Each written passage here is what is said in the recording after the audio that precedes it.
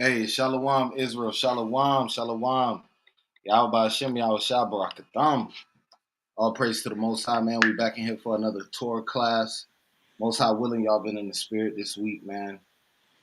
It has been a busy week on my side, but all praise to the Most High, man. We making it through this thing. Hey, what's up, Boaz? Y'all what's up? Captain Yaakov, y'all, what's going on? Shalom. Hey, Shalom. Salaki, Israel. I'm having camera difficulties today, so y'all bear with me.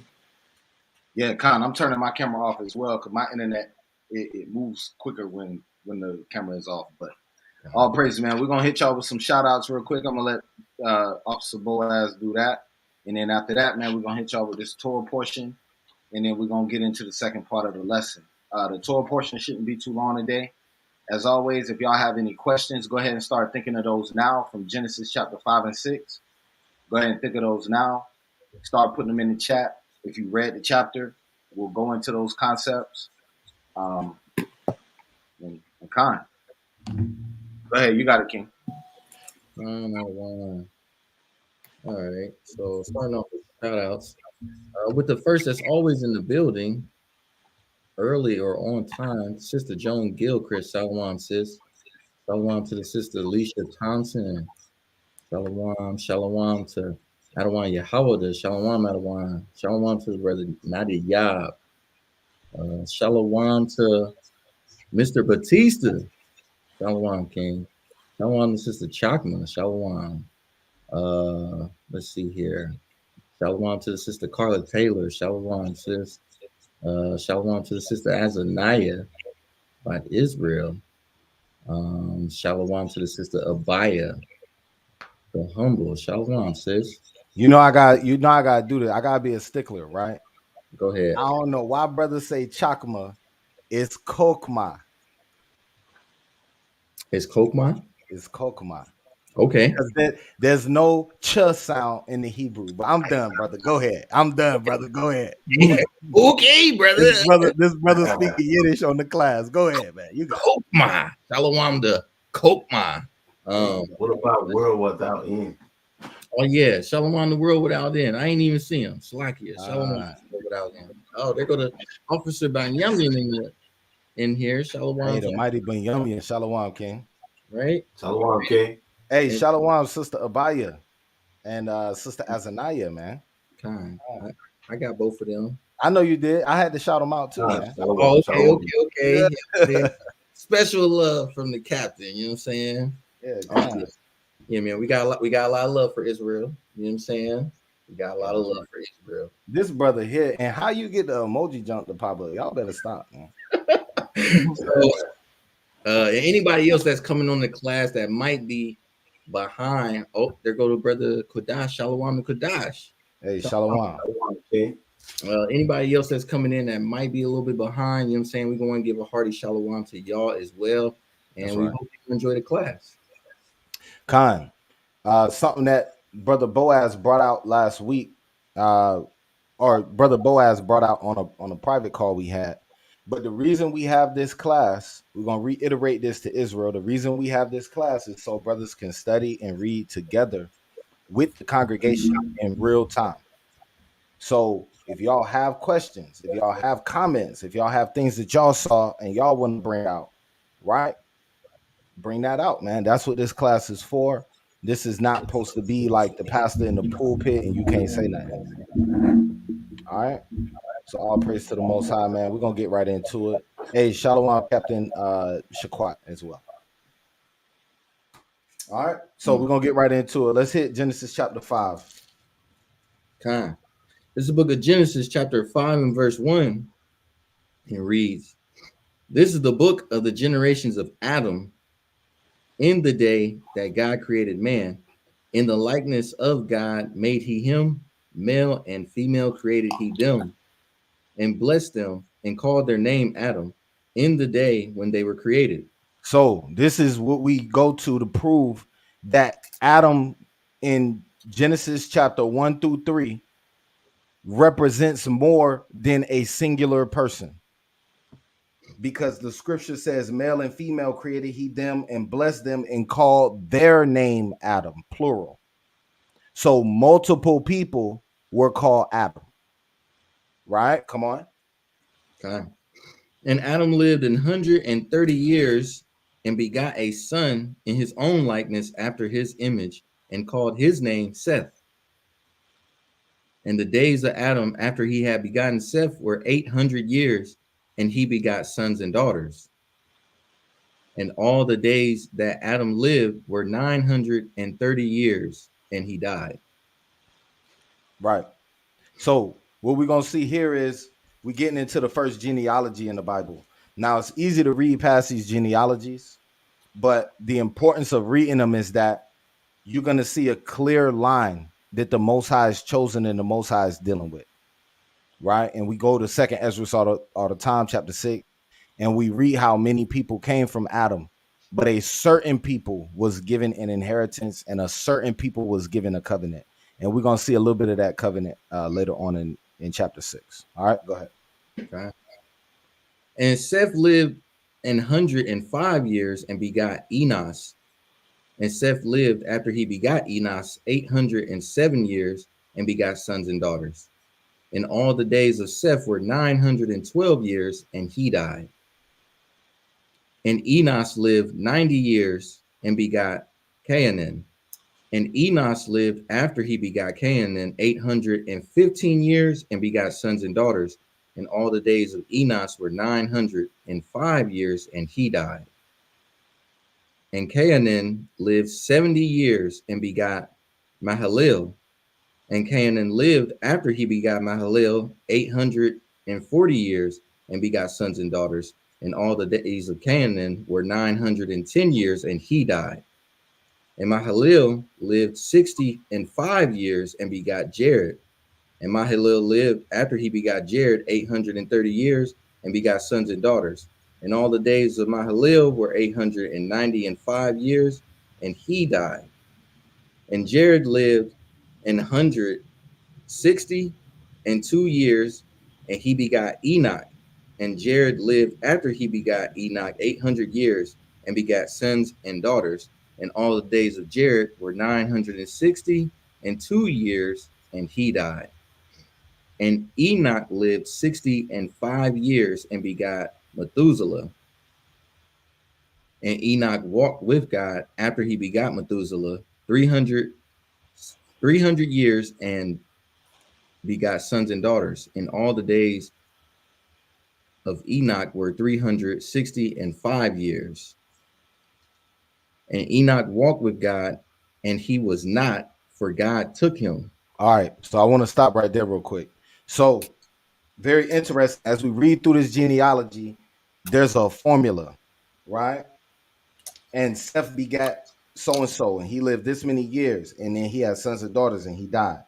And Enos lived this many years, and after he lived this many years, he begat this person. He was this old, he had sons and daughters, and then he died. That same pattern follows all the way till we get to Enoch. Enoch breaks the whole pattern. Enoch does not die, right? Enoch walks with God. So there are things that need to be broken down. Now, this is the same Enoch that people claim wrote the book of Enoch. And in order for us to demonstrate that he wrote the book of Enoch, we would need to see that somewhere in the text. And as we read through the Torah, you're never going to find that, right? And one of the biggest problems we have with the book of Enoch is the manuscript evidence, right? And we talked about this. Me and the brother Boaz talked about this a little bit earlier today. I'm pulling up some notes here. But the book of Enoch, Salakia, y'all. I'm pulling up my notes here, and it's being crazy. All right, so the book of Enoch, right? The manuscripts that we have of the book of Enoch now are in the Ethiopic text named Ge'ez or Ge'ez, right? It's an ancient Hebrew apocalyptic religious text ascribed by the tradition to Enoch. So number one, they're putting Enoch's name on that text, but they can't prove or demonstrate it. And we have no original manuscripts. We don't even have any ancient manuscripts that demonstrate that the book of Enoch belongs to Enoch, right? Because remember, we're talking about the first couple of chapters of Genesis. So in order to date this back to Enoch, we got to go back a long time. But the earliest copies that we have of the book of Enoch right now, if I'm not mistaken, are from like the earliest full copies are from like the 15th, 16th century, right? 1500s, 1600s. So to connect that to a historical person that lived 3,000-4,000, depending on your timetable of the Bible, a whole bunch of years ago, that's kind of crazy, right? Then we find a copy of it in the Dead Sea Scrolls as well. And Boaz, you could bring something out if you got it.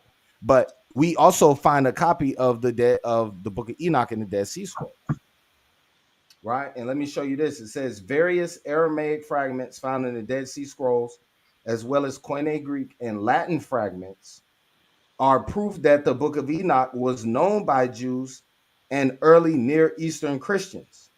This book was also quoted, they say, by some of the authors of the New Testament, and they're trying to attribute this to the book of Jude. Let's go to Jude 1:14.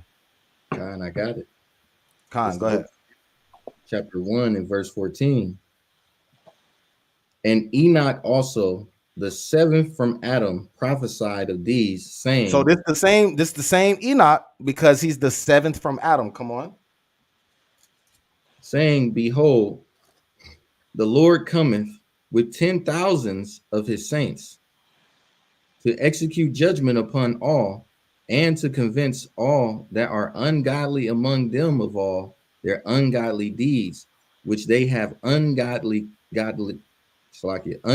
committed, and of all their hard speeches which ungodly sinners have spoken against him.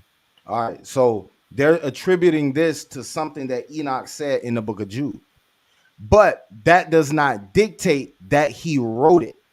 When we read the scriptures, Christ usually says, as it is written, right? You will see it written in your law. It's written in the law and the prophets. The people throughout the Bible use that terminology on purpose to let you know it was written down. But right here, it doesn't say that he wrote anything. Yo.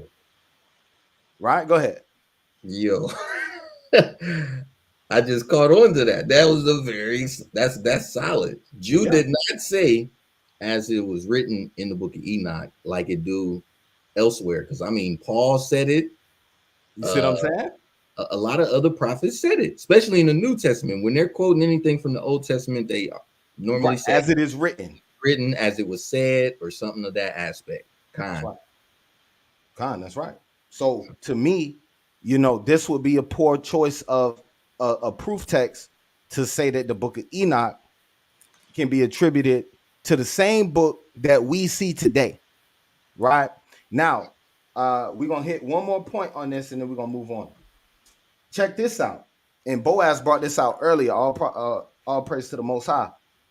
It's not a part of the biblical canon used by Jews, except for the Ethiopian Jews.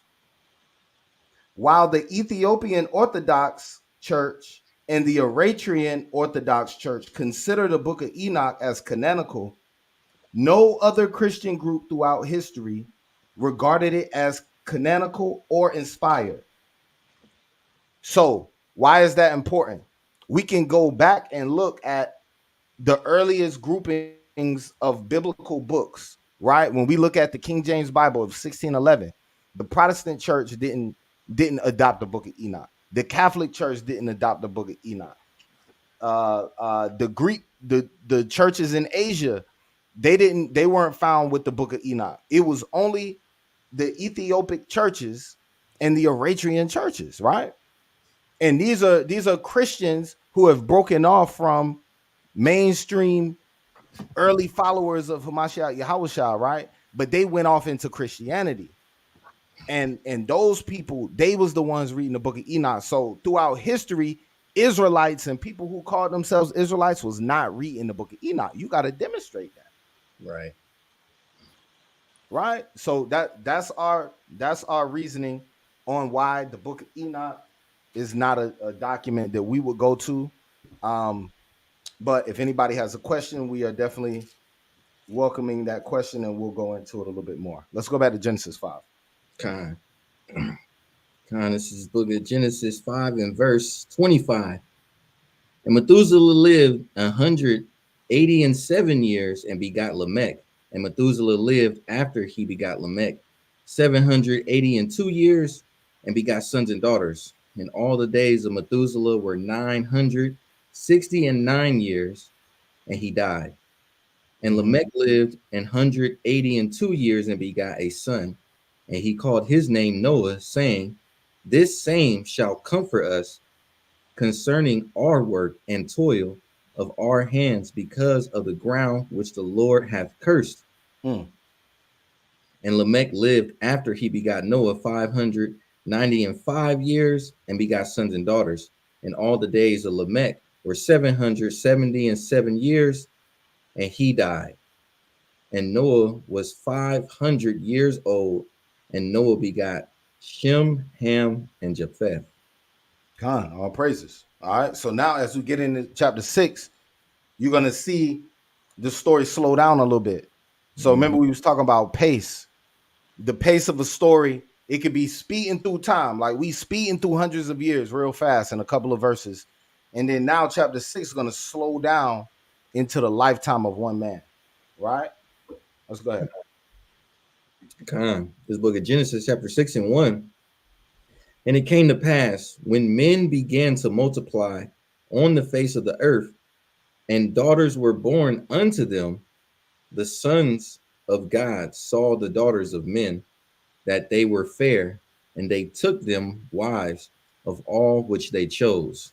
Okay, Khan, let's stop right there. So reason we want to stop right here is because this is a text that people try to use to say that fallen angels came from heaven, right? They came down, they impregnated human women, and they begat a whole offspring of people that descend from those angelic people, right? We don't hold that belief, and we're going to show you why. All right. So first of all, the terminology son of God. Let's look at that. In the Hebrew, that term is B'nai Elohim, right? Or B'nai Ha Elohim. And that's in the construct form, meaning the sons of God, right? Now, let's get Deuteronomy 32 and 8. And if we can pull that up in the parallel, I want you to read it in both the KJV and the ESV. I see Adawan Yakum, y'all want to say something. Go ahead. No, I was just gonna get that scripture you wanted. Okay, con. Hey, Shalom, Carlos Wilson and Officer Shemaiah, Shalom. And Brother Ariel, Shalom. Shalom. Yeah, you know that's my favorite scripture anyway. One of my favorites. Hey, I told Boaz earlier. All right, this is Deuteronomy 32, verse 8. When the Most High divided to the nations their inheritance, when he separated the sons of Adam, he set the bounds of the people according to the number of the children of Israel. Okay, this verse is important here because it uses similar terminology, and depending on the translation, it's going to use the exact same terminology. So right here, it says sons of Adam about halfway through the verse. Then at the bottom, it says children of Israel, right? Now, Boaz, can you get the ESV real quick? That's why I was getting ready to ask you if it was the ESV or the NIV. It is. Yep, I got it. So this is the English Standard Version, Deuteronomy chapter 32 and verse 8. It says, when the Most High gave to the nations their inheritance, when he divided mankind, he fixed. So the KJV, instead of saying mankind, it says the sons of Adam, right? So the sons of Adam is equal to mankind because everybody, you know what I'm saying? The way they're breaking this down, the men that they're speaking about here, the mankind that they're speaking about here come from Adam, right? But keep reading. He fixed the borders of the peoples according to the number of the sons of God. Now, at the end of this verse in the ESV, it says sons of God, and that's parallel with the children of Israel in your KJV. Now, some people might say, well, that's just a translational difference. It's actually not a translational difference. This is an example of textual criticism. Different manuscripts, one manuscript would say sons of God, and another manuscript says the children of Israel. That lets us know that the sons of God are the children of Israel, and the authors of the text, even back inside the manuscripts themselves, they use these terms interchangeably. Now, in order to be fair, we do have to show you Job 1 and 6, because the term sons of God is in reference to the angels at certain times as well. So let's read that. This is the book of Job, chapter 1 and verse 6. Now there was a day when the sons of God came to present themselves before the Lord Yahweh, and Satan came also among them. You see that? So we know that's not people, right? We know that's not the children of Israel just showing up before the Most High. Nah, there's got to be the angels. So there are times when the angels are called B'nai Elohim, but at the same time, in this context, we know that this passage is not talking about angels coming down from heaven, right? Let me get two more. One brother get Luke 3 and 36, and another brother get Matthew 22 and 29. I got Matthew 22.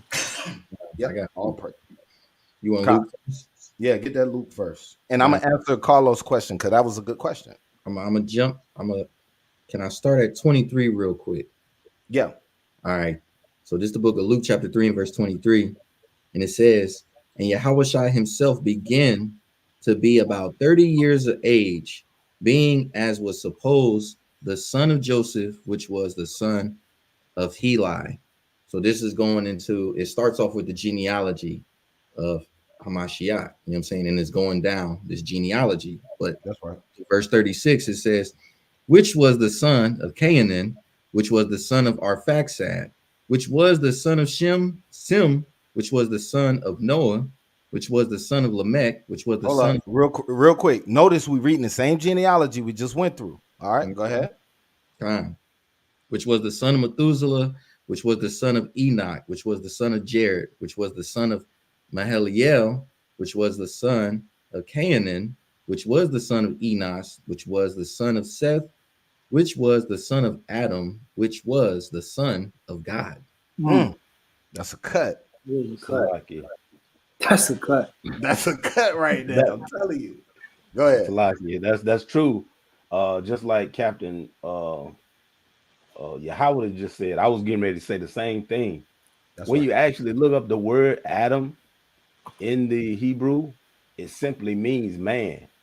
But that title Adam was also given as a proper name to Adam, which means man. That's So right. you need to look at that like that. That's a good point he brought out. That's right. So when you see the term sons of Adam, it would be the sons of men. Mm-hmm. Right. Makes perfect sense. That's why understanding the Hebrew is so important. Also, and I won't stay on this point, but notice how they spell the names in the book of Luke. I like to use this as a proof to show you that the ancient Hebrew that our ancestors were reading, we actually had vowels. Right? We had vowels. How do I know that?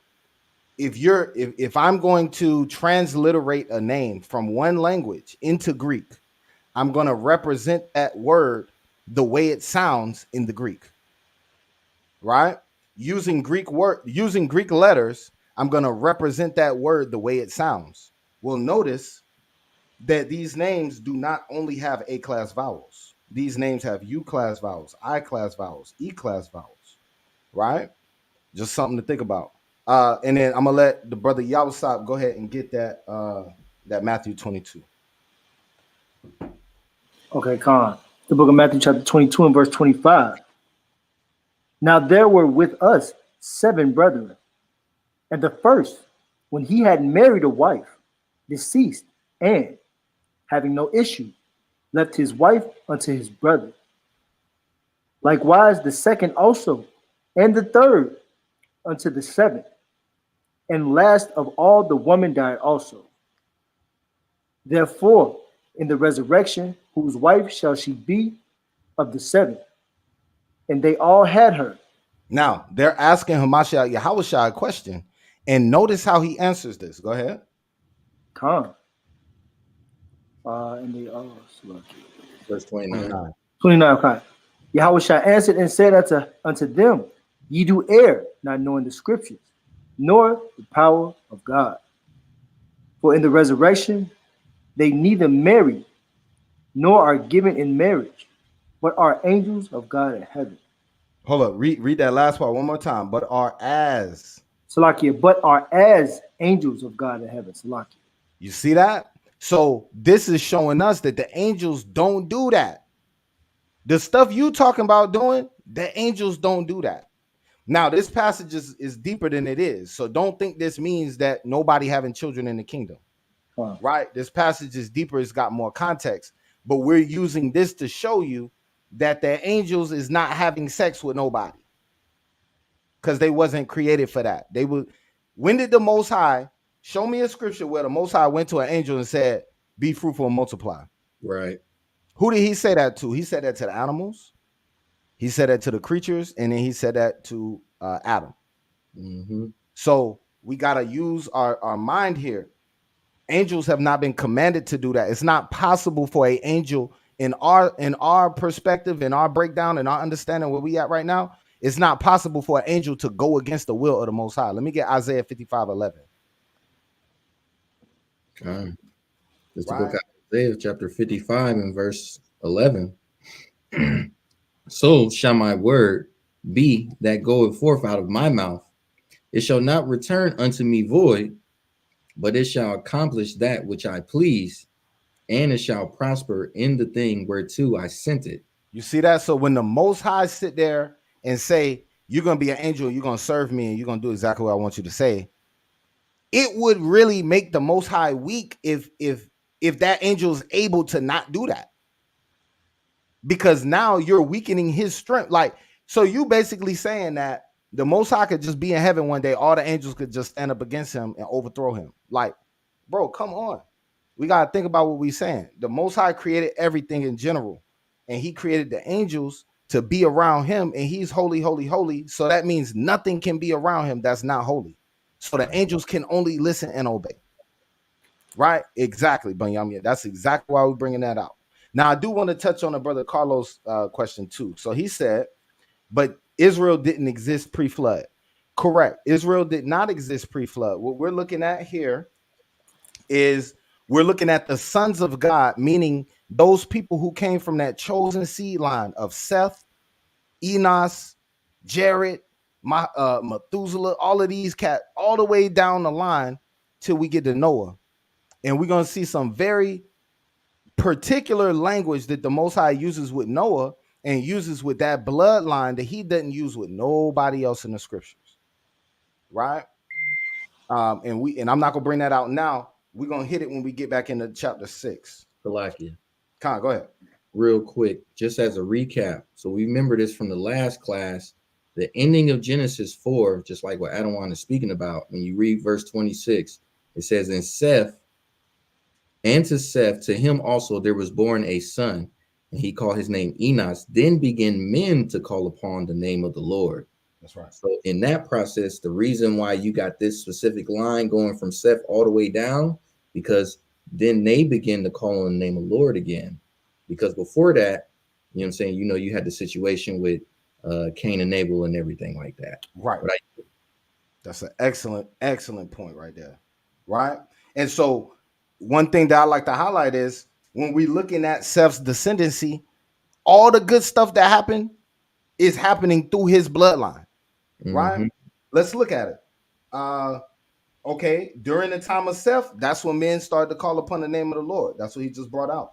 Then Right. you jump down to Enoch in Genesis 5 and 21 or 22. He walks with God and he doesn't even die. He's just taken up, man.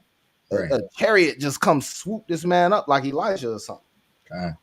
Then you fast forward through him, you get to Methuselah. Methuselah is the oldest man in the Bible. Mm-hmm. This is Genesis 5 and 26. Then from there, you jump down, Genesis 5 and 29. Lamech has a prophecy about Noah, who nobody else. Now, when we get into Genesis chapter 10, right? You're gonna see another genealogy. When you get into Genesis chapter, hold on, Salakia, my fault. When you get past here and you get into Genesis chapter 10 primarily is what I'm speaking of, but I was looking for Cain's genealogy. You said Cain? Yeah, Cain's genealogy. Mm. I I know know it's there's right here. one. There's It's one for Shem. It breaks that right. down. Cain's genealogy actually might have been earlier. Nah, I thought it was chapter. I'm tripping. Okay, well, anyway, I'll find it and reference it in a minute. But Cain's genealogy is actually the opposite. Nothing good happens in his genealogy. His people don't talk to God. His people don't get taken up with God. His people don't have prophecies. Right? The Most High is dealing specifically with this bloodline of people, even though there is not a people named Israel yet. All praises. Let's go back. Genesis 6. So now we know that it wasn't no angels coming down having sex with no women. This book of Genesis chapter 6 and verse 3. "And the Lord said, My spirit shall not always strive with man, for that he also is flesh. Yet his days shall be 120 years. Mm. There were giants in the earth in those days, and also after that, when the sons of God came in unto the daughters of men, and they bare children to them, the same became mighty men, which were of old, men of renown." Now, this is the interpretation thereof. When we look at the sons of God, we interpret that to be the people from that chosen bloodline. Those are the people who were made in the image of Adam, who was made in the image of God. So they would be called sons of God. Mm-hmm. Well, when we see the word giants here, and I'm pulling it up, I believe it's H5303. H5303. Okay. And that is the word Naphil. in the Hebrew, Or and it says a bully, a tyrant, or a giant. Right? So this is not necessarily a man that's 25 feet tall. Right? And let's think about this. If the man is 25 feet tall, what type of woman he gonna find to have sex with? Right. So if he 25 feet tall and he can't find no woman to have sex with, he the last 25-foot tall brother on the earth, man. Like, you see how simple that is? yeah, It's God. crazy, bro. Like, we be believing in fairy tales sometimes, man. Right. Right. Hey, Salakia. Yeah. I also want to point out, I was waiting for you to get done with this, right? If you go back to the first verse, right? Yeah. Hey Boaz, can you do me a favor? Kind of Can you read from 1 down to 5 again? Actually, that's okay. You ain't got to do that, right? I just pointed out, right? So what's happening right here, right? Read verse number 3 again. Verse 3. And the Lord said, my spirit shall not always strive with men, for that he also is flesh. Yet his days shall be 120 years. Right. So why is the Most High saying this right now? Right. What is happening to make the Most High say, right? My spirit shall not always strive with men. Right. Right. What's happening is that the sons of God, which is the chosen lineage or the chosen bloodline, is starting to lay with everybody else that the Most High put out here. So this lets you know that the Most High has always been against mixed marriage. There you go. Right? He's never been with that. He's always wanted the people. And if you were here for the classes before, right? Jonathan proved to you that I believe you did this, showing you that Eve was of the same bloodline of Adam, right? When he called it the flesh of my flesh and bone of my bone, right? And that was a concept that's always been a thing, right? People would think, well, this is something that was implemented in Deuteronomy 7 and what's that? Deuteronomy 7 and like 4 or something like that. Hold on, let me make sure. Let me make sure I'm getting it right. Deuteronomy 7 and 3, right? When he said, "Neither shalt thou make marriages with them; thy daughters shall not, thy daughters thou shalt not give unto his sons, nor his daughter shall take unto thy sons," right? Yep. But they will turn away thy son from following me, right? So that's always been a problem. The Most High always wanted you to what? Stay with the people that you was with. That's right. Right? And I'm gonna get let's get the book of Tobit chapter 4 and verse number 12. Right, the book of Tobit chapter 4 and verse number 12. And I also want Proverbs chapter 5. Let me get it. I got Tobit 4 and 12. Calling out of one. Actually, Sirach 13 and 13 would be a good one too. I get that one. Sirach 13. But let's get the one in Sirach 13 from Baba Kashar. 13 verse I got it. 15. This is the book of, you want to read Tobit first, Baba Kashar. This is the book of Tobit, chapter 4 and verse 12. Beware of all whoredom, my son, and chiefly take a wife of the seed of thy fathers, and take not a strange woman to wife, right? Which is not of thy. Keep going out of one, Salaki, my bad. Which is not of thy father's tribe. For we are the children of the prophets Noah, Abraham, Isaac, and Jacob. That's right. So this has been a concept throughout the scriptures, right? Let's get another one. Let's get that one in Sirach chapter 13. Sirach chapter 13. And 13? No, start at verse number 15. This is the book of Sirach, chapter 13 and verse 15. Every beast loveth his like, and every man loveth his neighbor. Right. So in the beginning, right, you say every beast loveth his like. You don't see a doggone elephant laying with a lion. It's just something you don't see. Right. You get what I'm saying? So it's from the beginning of time, the Most High has always set it up like this. Every beast, what loveth his like, and every man, what?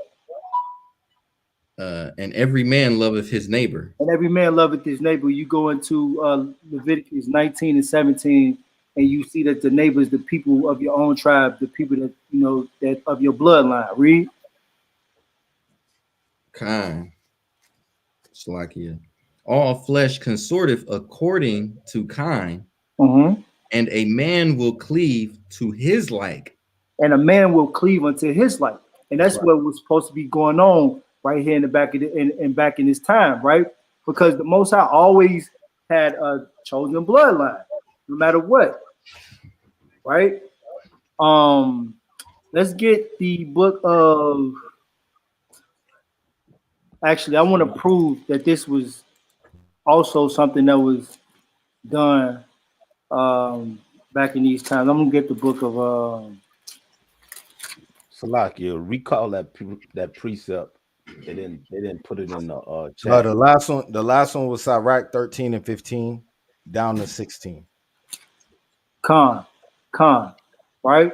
That was Sirach 13 and 15 and 16, right? Let's get the book of Genesis chapter 24, right? The book of Genesis chapter 24 and verse number 37. Khan, I got you right here.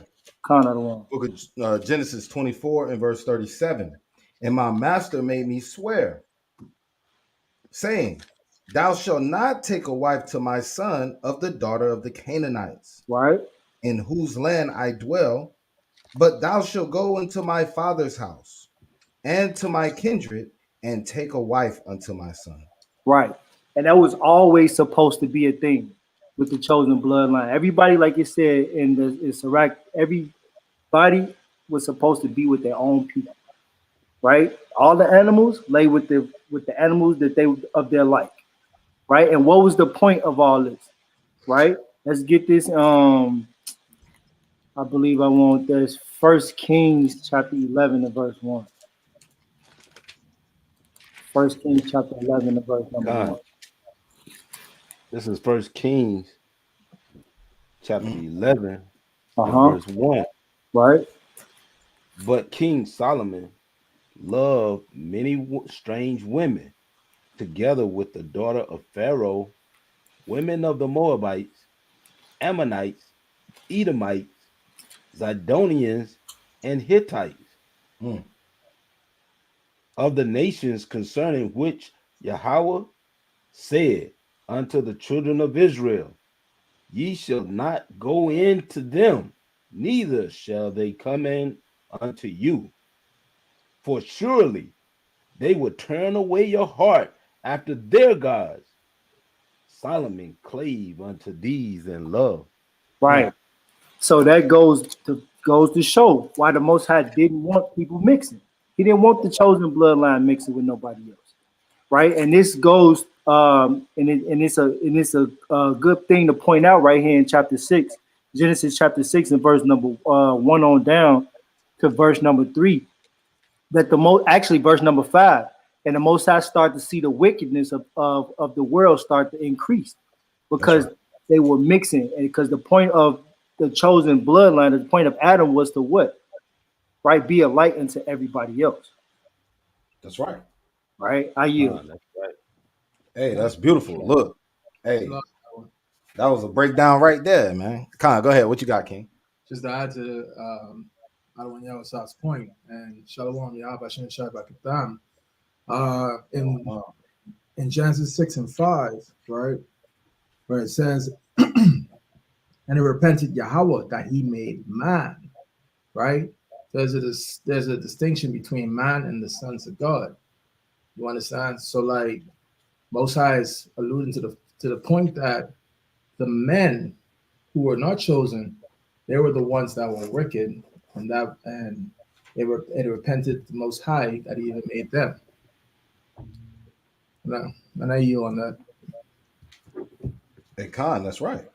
That's right. And that's funny because I was just about to read that, but this right here mimics. It's like a It's a pattern that we're starting to see. The Most High did a destruction, right?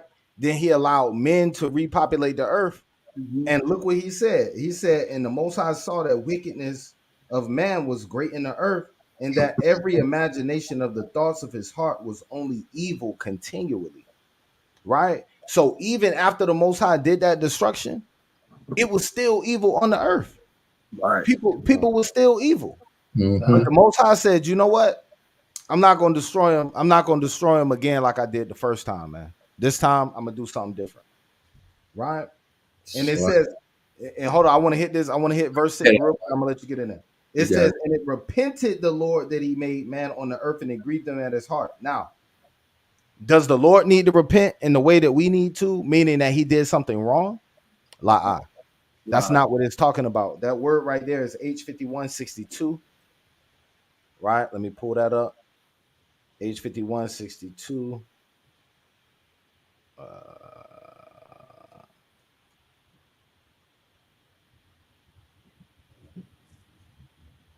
I'm gonna show you something. Salaki Israel, my phone be slow. 5162. All right. So this word right here is nakam, right? It's the word nakam, and it just means to it says to breathe strongly, to sigh, to be sorry, to console, to comfort oneself. And then another translation is repentance, but comfort is another translation. So the Most High was basically like, you know what? Dang, man, these people wicked, but Right. it's all good. You know what I'm saying? Salaki, He's kind of trying to console his spirit, man. Go ahead. Salaki, that all of what y'all just said is very important because it's gonna get into our next lesson about these nations. See, Deuteronomy 32 and verse 9, he gives the reason why that bloodline should be pure. It's a reason why. And in verse 9, I'm gonna read it. This is Deuteronomy 32 and 9. It says, for the Lord's portion, for Yahweh's portion out of all of his creation is his people, which is Jacob. Jacob is the lot of his inheritance. So he looked at the Israelite, Jacob, that righteous line, as his inheritance. This is why our punishments are so harsh, because we break in his inheritance. We're not recognizing who we are in Yahweh. And this is what we're out here to do, to bring us back to that remembrance. Done. That's right. That's right. Go ahead, Boaz. I'm gonna So, let you get in. I want to answer the brother Carlos question too, but go ahead. just real quick. So I just got a scripture going off of the Hebrew that you read, Adawan, in the interlinear, as far as giants, where it said a tyrant or a bully, right? Yeah. It's just something that was bestowed upon me. I'm gonna tell everybody to add to their quiver. So this comes out of the book of Baruch, chapter 3 and verse 26. It says, there were the giants famous from the beginning that were of us that were of so great stature and so expert in war, right? So just like we use the concept today, when we're talking about famous people, right? Like artists and things like that. Like people would consider um, certain rappers moguls giants, right? The goats, they're giants. Or sports player, a giant. A R&B artist, a R&B giant. You know what I'm saying? It's referring to them as being like how the scripture is saying they're famous, they're well known, right? Expert in war, a tyrant, a bully.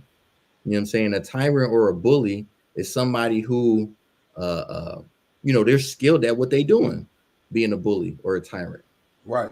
You know what I'm saying? Just They're like this, stronger than everybody else. Right. right?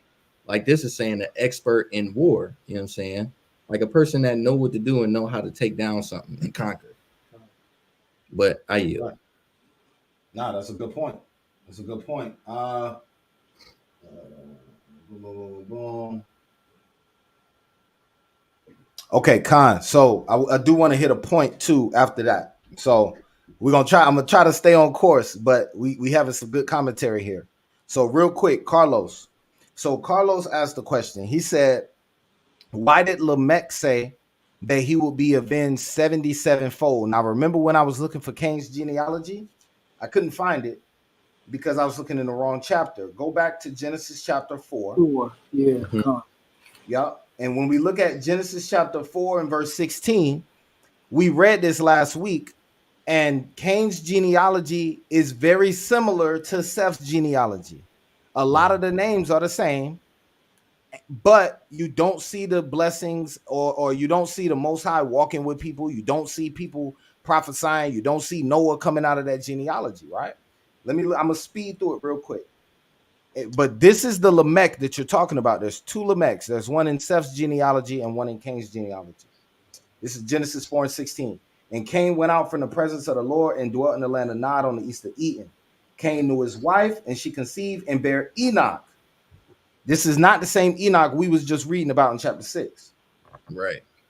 And called the name of that city after the name of his son Enoch. And Enoch was born, and unto Enoch was born Irad.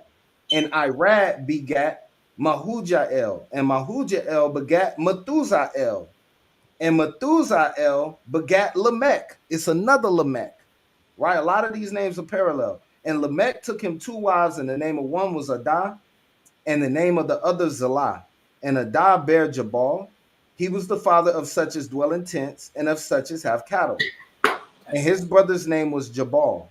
He was the father of all such as handle the harp and organ.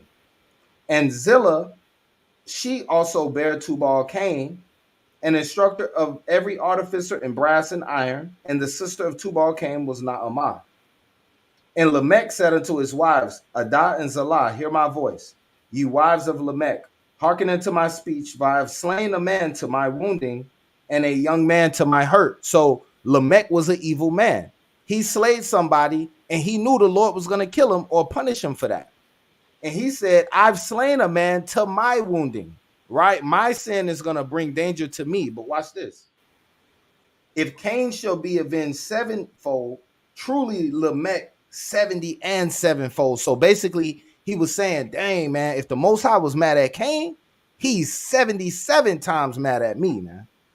That's what Lamech was talking about. But just keep in mind, that's a different Lamech than the one that we're reading about here in chapter 6. Right.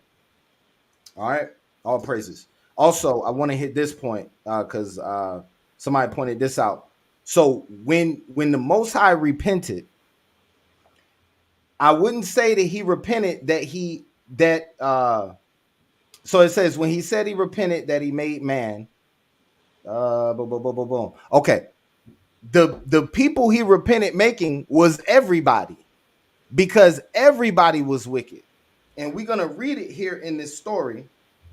It's not only the other nations, because think about it. When Noah gets on the boat, his cousins don't get on the boat. Right. Right? His uncles don't get on the boat. It's just him and his family only. So it's even people in Seth's bloodline that's messing up.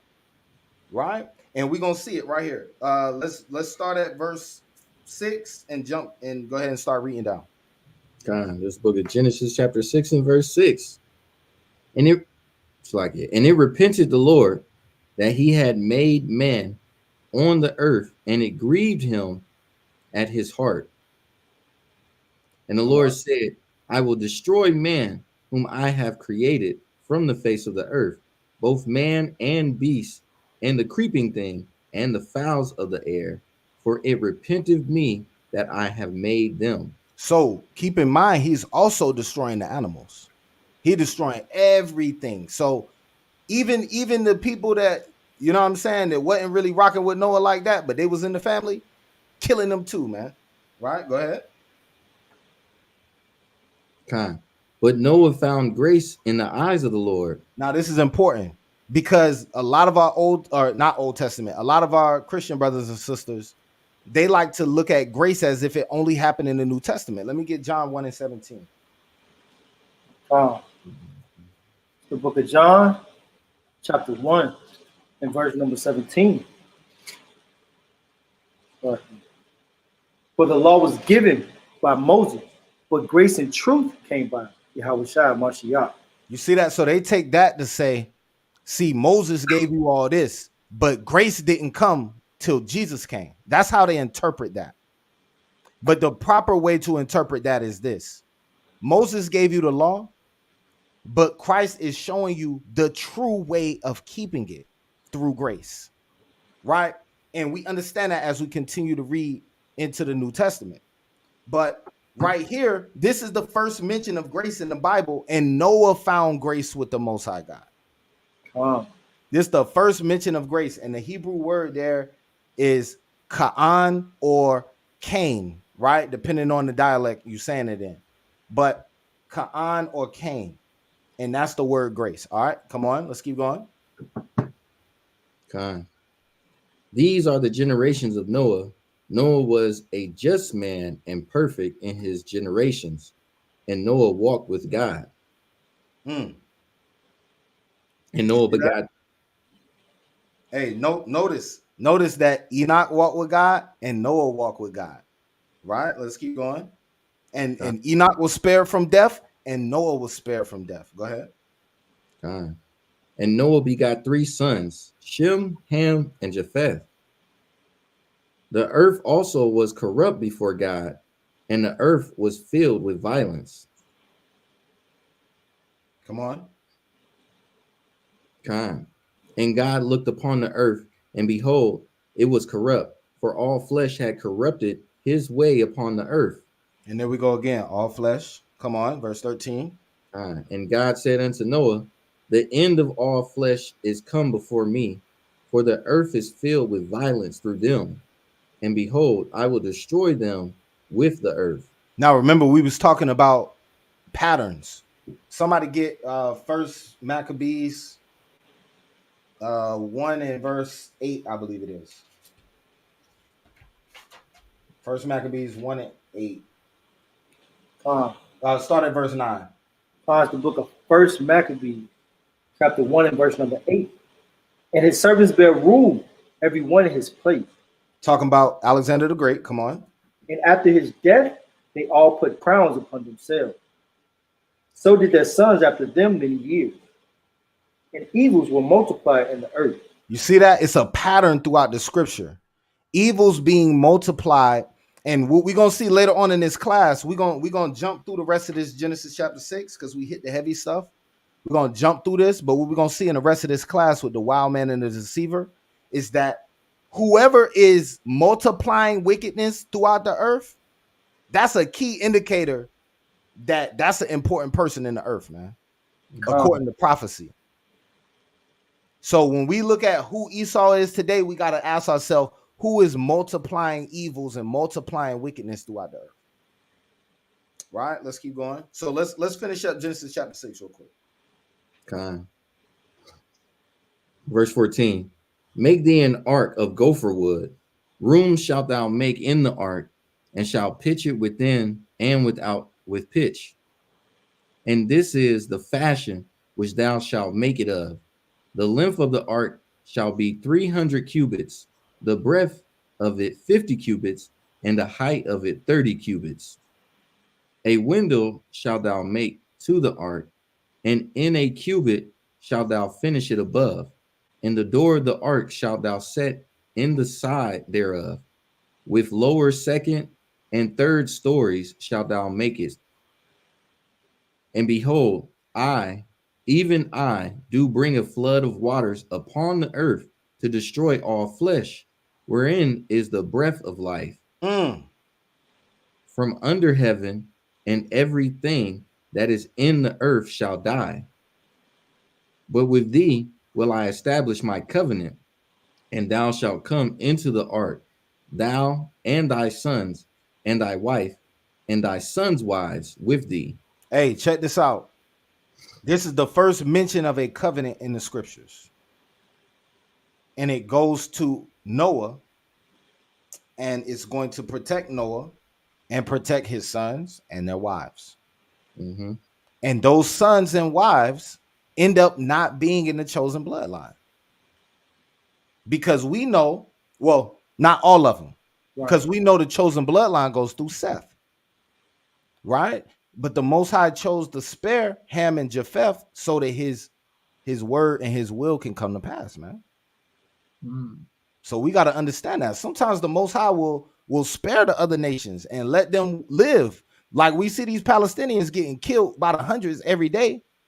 The Most High might let them live through that just so that we can get the vengeance. You just never know, man. Right? Let's keep going. Okay. Verse 19. And of every living thing of all flesh, 2 of every sort shalt thou bring into the ark, to keep them alive with thee.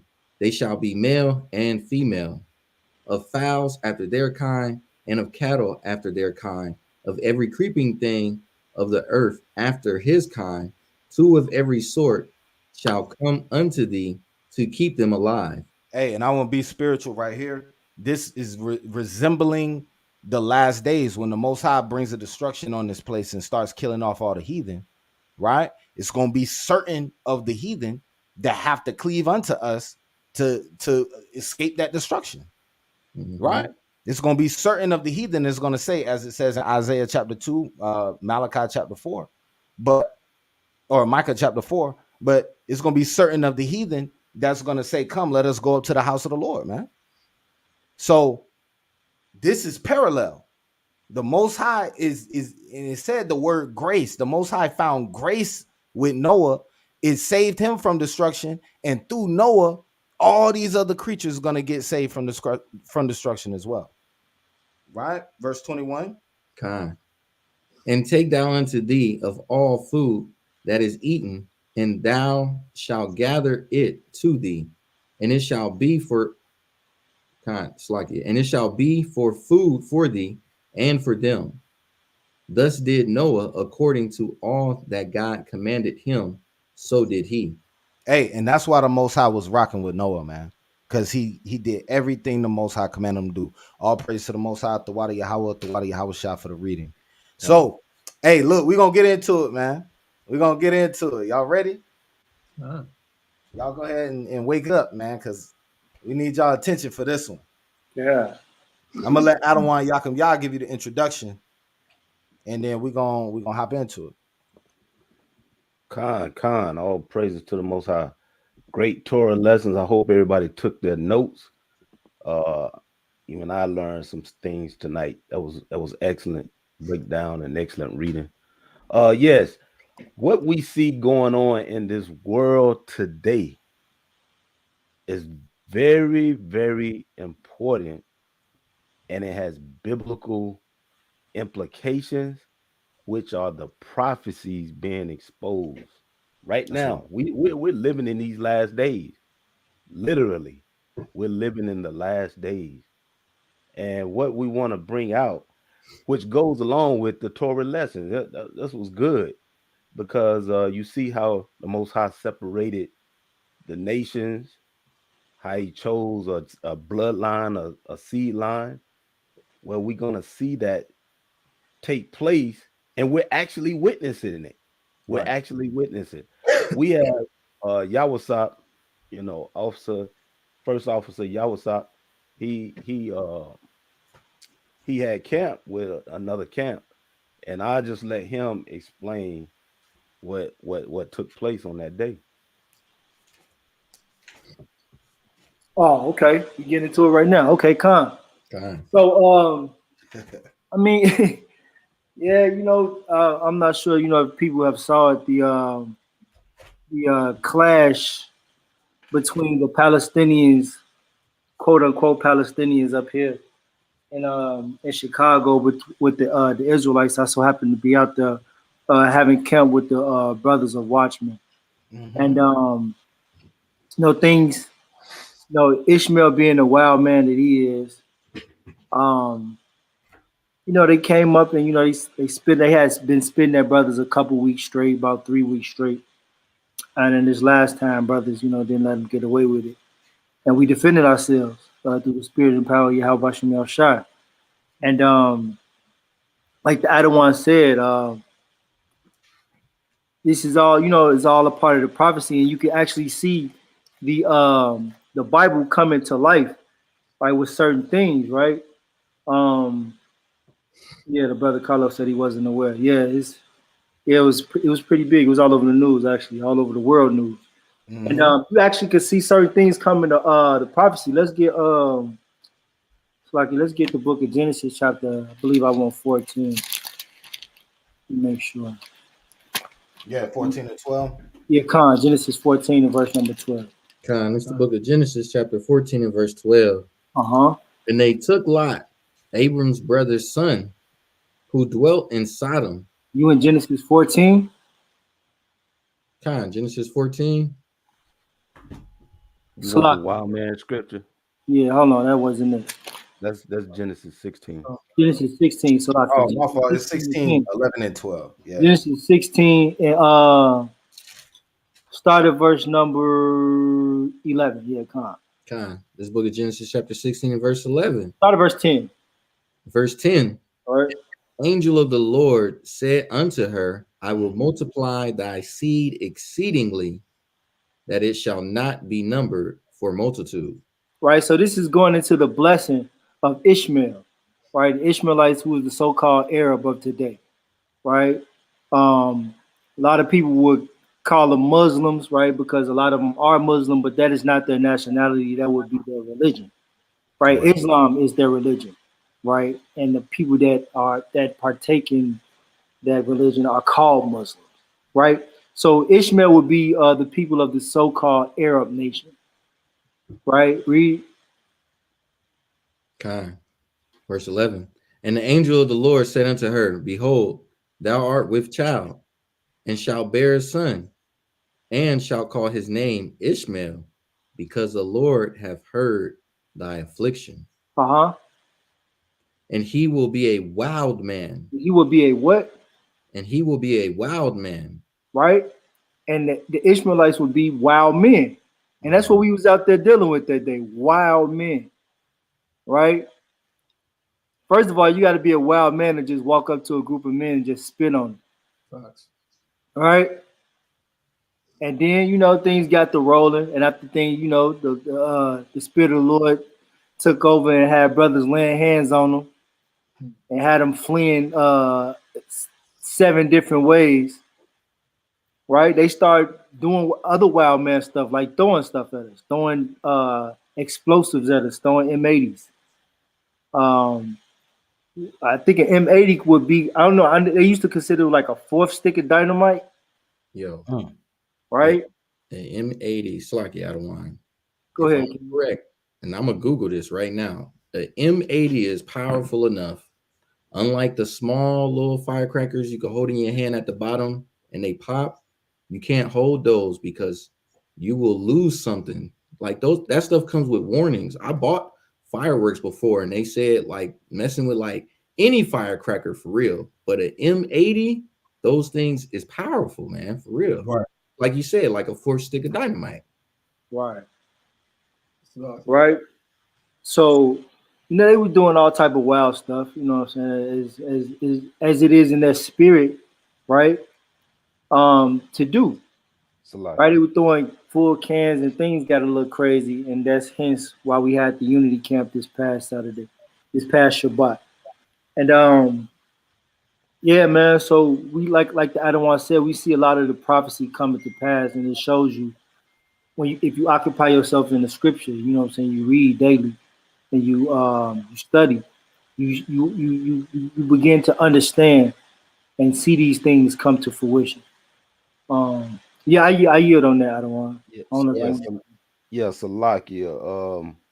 Also to land me off of what you said, as we look throughout history, we could see those individuals that portray and fit this particular prophecy of being a wild man. You know, all throughout the Gulf War situation and the times during that time, you had Ishmaelites. They was doing crazy stuff. You know, they was cutting people's heads off on TV. Right?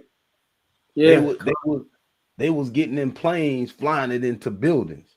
Right. And they were strapping themselves up with C4 and calling out their call and giving praise to who they claim is their God, Allah. And they was blowing mass blocks up. Nah, straight up. Nah, that's real. That takes a wild individual to be doing something like that, right? Right. So I wanted to bring this out as the title of this series that we're going to be doing is called The Wild Man and the Deceiver. And we're going to get to the Deceiver, but the Wild Man and the Deceiver, these are the players that we're seeing in the Middle East right now, right? And each one of them are claiming victims. They claiming to be the victim.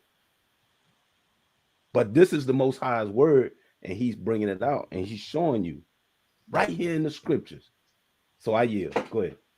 Hey, Salaki, real quick before we go too far, I do want to give a brief history of the conflict.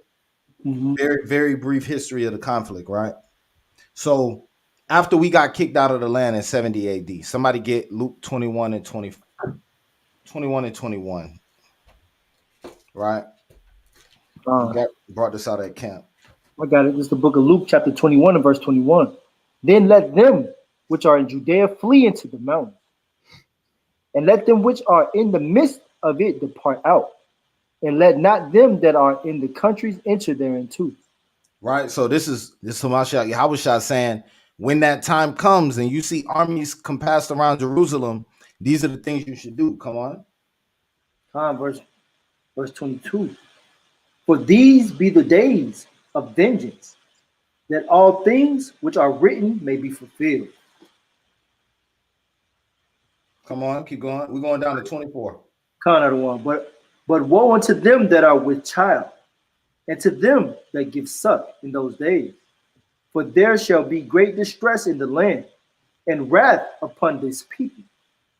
And they shall fall by the edge of the sword, and shall be led away captive into the nations. And Jerusalem shall be trodden down of the Gentiles, until the time that the Gentiles be fulfilled. You see that? So that's 70 AD. That's when we got kicked out. The time of the Gentiles is not yet fulfilled because they are trampling through the city right now. They out here blowing people up left and right, man. Right? That's what they're doing in your holy city right now. So since that point in time, this is the brief history of the region. So fast forward to after we leave, a couple hundred years after that, you get a group of people called the Ottoman Empire. The Ottoman Empire takes over much of the Middle East. They bring in Arabs, and these Arabs take over much of what they call the Middle East now and Northern Africa. That's why when you go to places like Egypt now, you go to places like Libya, right? Some African countries on the northern side of Africa. A lot of these countries have Arabs in those countries now, right? Because the Ottoman Empire flushed all of the people who actually lived there out and brought those Arabs in. This is why a lot of those nations are light-skinned Arab people. So that happened, and then those people stayed in the land of Israel. And around 1947, and I don't want Yaakov going to talk about it a little bit, but around 1947, this is where the state of Israel is allowed to happen due to the Balfour Declaration. So it says 1917, the Balfour Declaration was proposed, and it promised a national homeland for the Jewish people. Now, notice that this is 30 years, right? I don't want to got the book right there. Notice that this is 30 years before the state of Israel became an actual nation. Right? They already wrote it in a document. And this is before World War II started. Right? So then 1922, the League of Nations grants a mandate over the former Ottoman territory, Palestine, to the United Kingdom. So now they take the power out of the Ottoman Empire's hand and gives that power to the UK, a group of Edomites. So who you think the Edomites going to help? They're going to help the other Edomites. Right. These provisions include terms of the Balfour Declaration, including a Jewish national home. Once again, this is still 20 years before World War II even happened. So it's almost like they knew World War II was going to play out the way it did, right? Because they already moving stones, they already setting bricks, and they getting everything in order. Then 1936, Palestinian rebellion against the British mandate. And at this time, there were certain pockets of Jewish people moving into Palestine early, before World War II really jumped off and got to where it was at, right? With Hitler and all that. Then we know what happened with Hitler and all that. World War II ends, and they start flying in people in mass numbers into Palestine. Now, when they're flying these people in, I want to show y'all this. Just real brief. He's flying these people in. Khan, go ahead. Why you getting that? They also shipped them in on boats as well. In mass numbers coming in to occupy our homeland. Correct. But go ahead. That's right. They occupied not only our homeland, but they occupied a land that was already inhabited by another group of people as well. Right? Now, I want you to show my screen real quick. Make my screen the big one if you can. Whoever's driving. Let me see. Right. Let me see if I can do it. There we go. So right here. In 1946, this is the land of Palestine. Right? Mm-hmm. This is the land. That black area is how much Palestine owned the territory. In 1947, when the UN got there, they just started dividing the land up. They said, to hell with the Palestinians, right? Because Esau is about allowing Esau to do whatever he want to do. And if you don't learn nothing else in this class, that's what we want brothers to learn. Esau is going to let Esau do whatever the hell he wants to do. So, one more thing. Salaki, one more thing before we get into it. My fault. I pulled Yabasop off on accident. Hey, Salaki, I want to say something to what you just said. Yeah, go ahead. During this time, the British was behind all of this, trying to divide the land up. Reason why, they was wanting to take the resources out of the land, namely oil. That's a familiar thing that we experienced in this lifetime, right? Correct. They deceptively made agreements with the Ottomans and with the Palestinians, and they reneged on the contract, therefore giving the Jews, the so-called Jewish people, the opportunity to come up with this Balfour Declaration to get in the land, to make their own Palestine, their own state, right? And that's what Captain Jonathan is breaking out right now. I just wanted to point that out. Yeah, and I want to give you a quick example of what's going on, right? A worldly example that you can understand. It's almost like we bought a box of pizza. All of the brothers on the screen was eating that box of pizza, and we said, "Yo, let's write down some rules on how to fairly divide this box of pizza among the six of us, right?" And as Boaz is writing down the rules, I'm just eating slices. By the time he get done writing the rules, it's 2 slices of pizza left. And I'm like, yo, we still gonna divide this?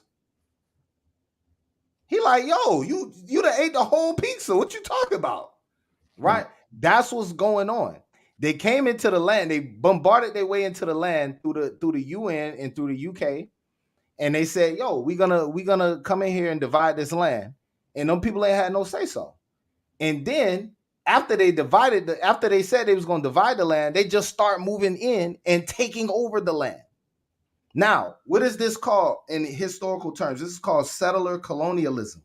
It's defined as a system of oppression based on genocide and colonialism that aims to displace a population of a nation and replace it with a new settler population. This is exactly what they're doing. And why is this so important? Why am I even bringing this out? This is important because we're seeing that Esau can do whatever the hell he wants to do, and the world can stand up and say, yo, this is wrong. And as long as the United States backs them, they can do what the hell they want to do. They can do what the hell they want to do. So watch this. UN resolution. Y'all look this up. I'm not gonna pull it up because my computer acting crazy, but this is UN resolution. And it says resolution adopted by the Human Rights Council on April the 3rd, 2023. And it says human rights situation in the occupied Palestinian territory includes East Jerusalem and the obligation to ensure accountability and justice. One of the things they write in this document, point number 21, calls for an end of all ongoing policies of harassment, threats, intimidation, reprisals against human rights defenders, journalists, media workers, civil society actors who peacefully advocate for the right of the Palestinian people, including by cooperating with the United Nations, blah, blah, blah, blah, blah, blah, right? Well, they wrote this whole document, and I counted it, 36 nations, or not 36, 29 nations agreed that what's happening in Israel right now is a violation of war crimes, and they are violating people's human right to live, right? But it only takes one vote from the United States to veto the whole motion. And the United States vetoed the whole motion. Wow. So, and 29 other countries voted in favor, and you ain't gonna be able to see it, but 29 other countries voted in favor that Israel should be stopped and the UN should act. And the United States said, la. So just want to put that in perspective as we read chapters like Revelation chapter 18, where it says the whole world will be drunk off the wine of her fornication. The world can't even get away. If the United States say something, that's what the hell they're going to do. Esau going to back up Esau, and they're going to take over what they want. That's all I want to bring out.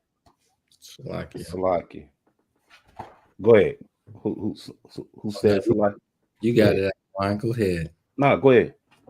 Well, I was going to just, I wanted to touch on a couple things real fast, real quick, because me and Adawan Youngton, we've been having a conversation about some things regarding the people that are over there right now, who consider themselves, who they identify as the Palestinians, are not the Palestinians that would have been there before. The Bible. Right, because they would have been really, the Palestinians really are the Canaanites. Correct me if I'm wrong. Yeah, Khan. So the people that are there now would be the so-called Arabs, Ishmael, right? Yeah, Khan. And the interesting part about it is I'm looking at something, and we all know this in the book of Maccabees, where it's like Esau and the Arabs, Ishmael, were in cahoots even from long ago. Yeah. Right? Just a real quick in this passage, I'm going to read a couple of scriptures. This is the book of Maccabees, chapter 5, and verse 1. It says, "Now, when the nations round about heard that the altar was built and the sanctuary renewed as before, it displeased them very much. Wherefore they thought to destroy the generation of Jacob that was among them. And thereupon they began to slay and destroy the people."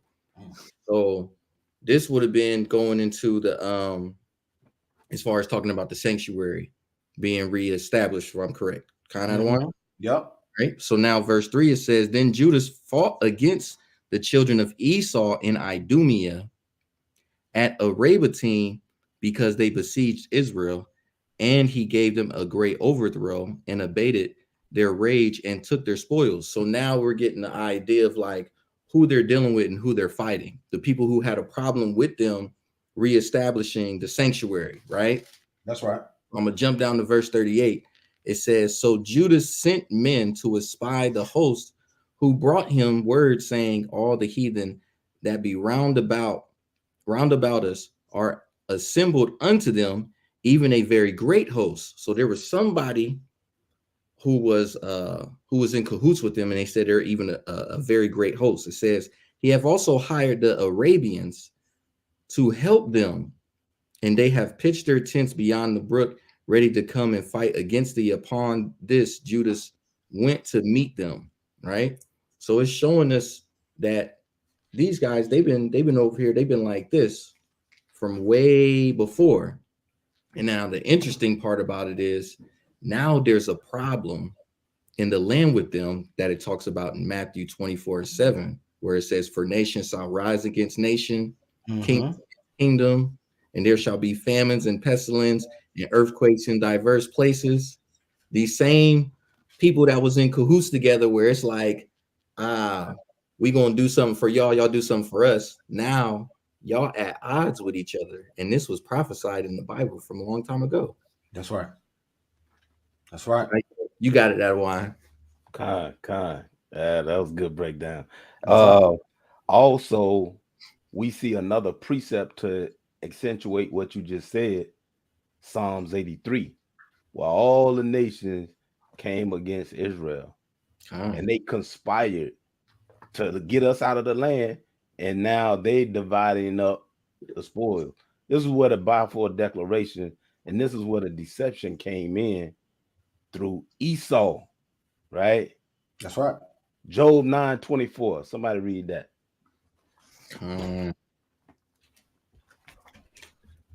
It's the book of Job. Yeah, speak up. This is the book of Job, chapter 9, verse 24. The earth is given into the hand of the wicked. He covereth the faces of the judges thereof. If not, where and who is he? See, the earth is given into the hands of the wicked. This started way back in 1917, and actually goes back further to the Ottoman Empire. All of this has been taken up, and all of this even from the Maccabees, who came in and conquered the land. Right. Who came in? You just look at throughout history, and it tells you who the wicked is, who is controlling the earth right now. Right. That's right. These are prophecies that are being fulfilled, and we read it in the scriptures, and we're actually seeing it play out. Go ahead, Ayah. Hey, no, Salaka, I was going say that also goes into showing you who the deceiver is, because he's covering the faces of the judges. I don't know no Arab people that's whitewashing or Arab washing documents. Facts. They don't have the power. They don't own the Louvre Museum. They don't own Vatican City. You see what I'm saying? Like, who owns these worldwide places, and they able to change the psychology of the whole world with their doctrine? And look, hey, Boaz brought out an excellent point. I want to go back to that first Maccabees, right? When you look at first Maccabees, it tells you who the Greek, because we know this is the Greek captivity. And it tells you who the children of Israel are trying to protect themselves from. Go to First Maccabees 4:61. This book of First Maccabees, chapter 4 and verse 61. And they set there a garrison to keep it, and fortified Bethsura to preserve it, that the people might have a defense against Idumea. So this is who they defended themselves against in the Greek captivity. So we know that Idumea is the Greeks. We understand that. Right. And for the people who may be persuaded to say that Esau is the Arab man. Right? Let's jump over to chapter 5, verse 38. Verse 38. This book of First Maccabees, chapter 5, verse 38. So Judah sent men to espy the host, who brought him word, saying, all the heathen that be round about us are assembled unto them, even a very great host. Come on. He have also hired the Arabians to help them. So how the Edomites, we just read that it was the Edomites they was defending themselves from. How the Edomites gonna hire the Arabians if they the same people? Right. right? So if your doctrine is that the Arab man is Esau, then you off, man. You gotta reconsider that. You gotta go back to the drawing board. Mm-hmm. Now, the reason this is important, I'm gonna let Adawan make his point. The reason this is important is because you got two major players going head to head right now. And the scriptures told us that this was gonna happen. The scriptures told us, as Boaz brought out in Matthew, the scriptures told us that this was gonna happen. You got the wild man, who is the Arab, and you got the deceiver, who is Esau. Now, when these two men go head to head, it's about to be a problem, because if we remember the promise given to Esau, right? What was Esau's blessing? That he would be blessed with the what? The sword. Right. But what's Ishmael's blessing? That his hand was going to be against everybody, and he was going to be a wild man. Yeah, wild boy. You see that? That's So right. when you get these two cats going against each other, it's like, yo, you better get your popcorn, man. It's like the I was just getting ready to with say Michael that. Jackson. Like, you better get your popcorn, man.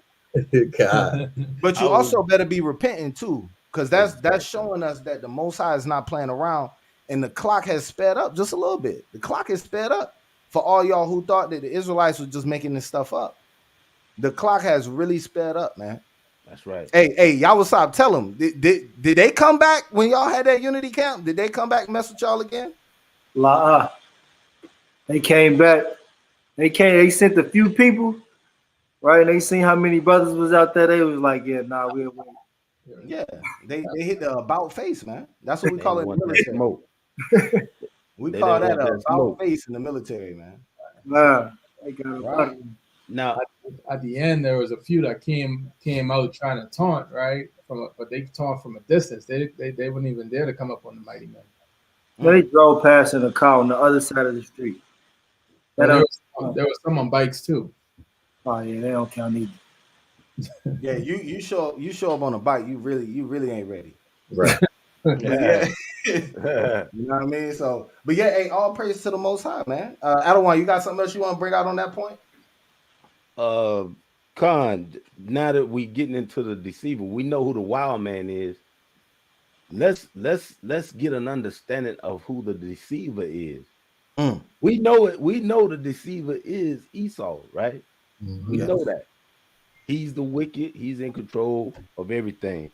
But I want to get the players that's over there right now in the Middle East identified. Anybody want to learn about Esau and his lineage? Go to Genesis chapter 36. I'm going to repeat that. Go to Genesis chapter 36. The entire chapter identify who Esau is, right? And his people. Now, right. Esau, he had multiple wives. Let's read Genesis 36 and verse 1. This is the book of Genesis, chapter 36, verse 1. Now these are the generation of Esau, who is Edom. Who is what? Who is Edom?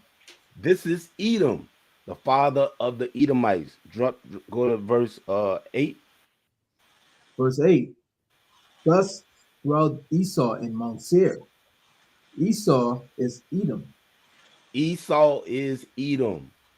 Now, the point I want to make, because we're going to show you a video or something that's being said by a certain individual. Read verse 11 and 12. God, verse 11.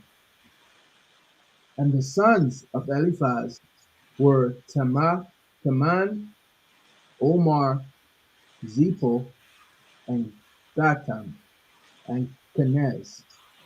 Right? These are sons of Eliphaz, who is the son of Esau. Literally. Right? Go read on. And Timnah was concubine to Eliphaz, Esau's son. So Eliphaz had a concubine who was Timnah, and they had a son. Go ahead, read on. God. And she bare to Eliphaz Amalek. She bare who? Amalek. She bare Amalek, the father of the Amalekites. Amalekites. That's right. The Amalekites. That's very important right there. So now we see the Amalekites, Amalek, is in cahoots and related to Esau. Hey, that's right. You gotta get around that. Hey, Adawan, I gotta make one point. I just seen something I ain't seen before. What is the name of Esau's wife that he had Eliphaz with, or that he had Amalek with? A Timnah. Okay, and then it says, and he got another wife too. What's the other wife's name? Bashemoth. At the bottom of this verse, read the bottom of verse 12. Ada. When we read earlier, and we was reading about that boy Lamech, and Lamech said, if Cain is going to be avenged sevenfold, then surely Lamech should be avenged 77-fold. Guess what his wife's name was? His wife's name was Adah, the same name as Esau's wife. That's cold. I ain't never seen that before. That's cold right there. That's crazy. Cold right there. Somebody make that bomb sound go off. He's right. Now look. Huda said the Amalekites are not Edomites. There you go. There go the.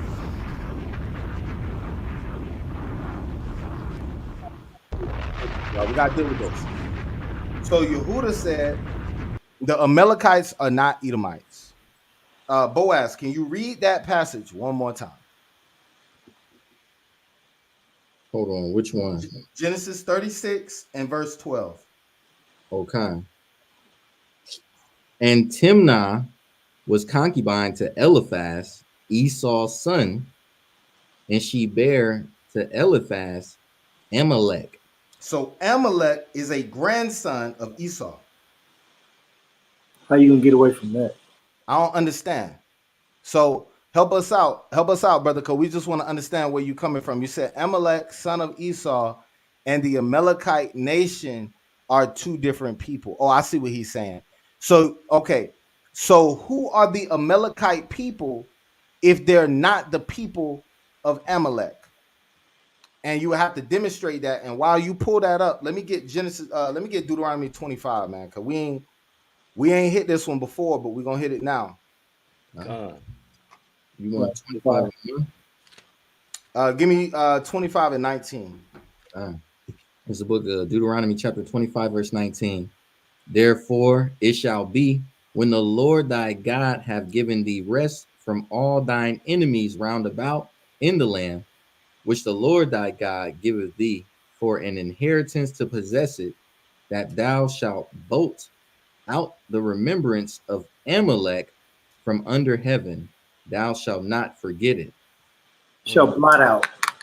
Hey. So it does say blot. It's like you blot out.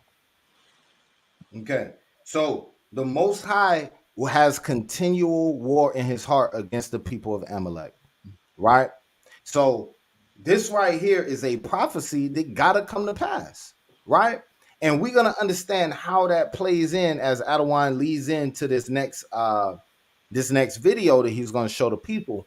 But one thing I want to say to Brother Yehuda, because he said if you read Numbers chapter 20, verse 13 through 17, it shows the Edomites' land was separated from the Amalekites' land. That's not necessarily indicative that they're two different people. Let me show you why.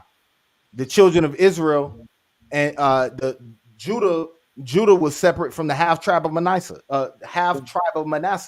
They was on the other side of the Jordan River. Does that make them a separate people? So that doesn't necessarily indicate that it's a separate people, right? That doesn't indicate that. And if you was to make that point, you would have to show some evidence as to how we are to be certain that the Amalekite people are not the same people as Amalek when we hear the people of Amalek being called the Amalekites throughout the Bible. That's right. I knew he was gonna do that. I was just waiting for it. He think the Amalekites in Genesis 14 is the same Amalekites from the generation of Esau, and it's not the case. It can't be because It's not Esau the wasn't case. even born yet. Right? Yeah, that's not even the case. Yeah, right. I knew that was. I knew he was gonna get into that. Right. And check this out. Check this out. There's another way to look at this as well. Sometimes when you read in the Bible, they do what they call redaction, where they'll look at a land that's not named that yet, but because the author knows the name of that land, he will call it the land of the Amalekites. So sometimes that happens. We see that later on when they're talking about like the Hittites and stuff like that, right? It'll say, oh man, this was in the land of the Hittites or whatever, but the Hittites wasn't even around during that period when the author was writing it, right? And he said, King David said the Amalekites dwelt in Shur from ancient time. That's what we pointing out is that group of people that he's talking about can't be the people that you're talking about. Because think about it, from Genesis 14, Esau's story don't even start till Genesis 25. Right? All right, hey, Khan, Adawan, you want to go ahead and hit that video real quick?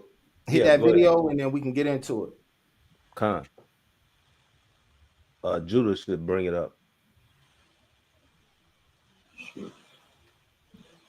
You must remember what Amalek has done to you, says our Holy Bible. And we do remember, and we are fighting. Our brave troops and combatants who are now in Gaza or around Gaza and in all other regions in Israel are joining this chain of Jewish heroes, a chain that has started 3,000 years ago from Joshua ben Nun until the heroes of 1948, the Six-Day War, the 73 October War, and all other wars in this country.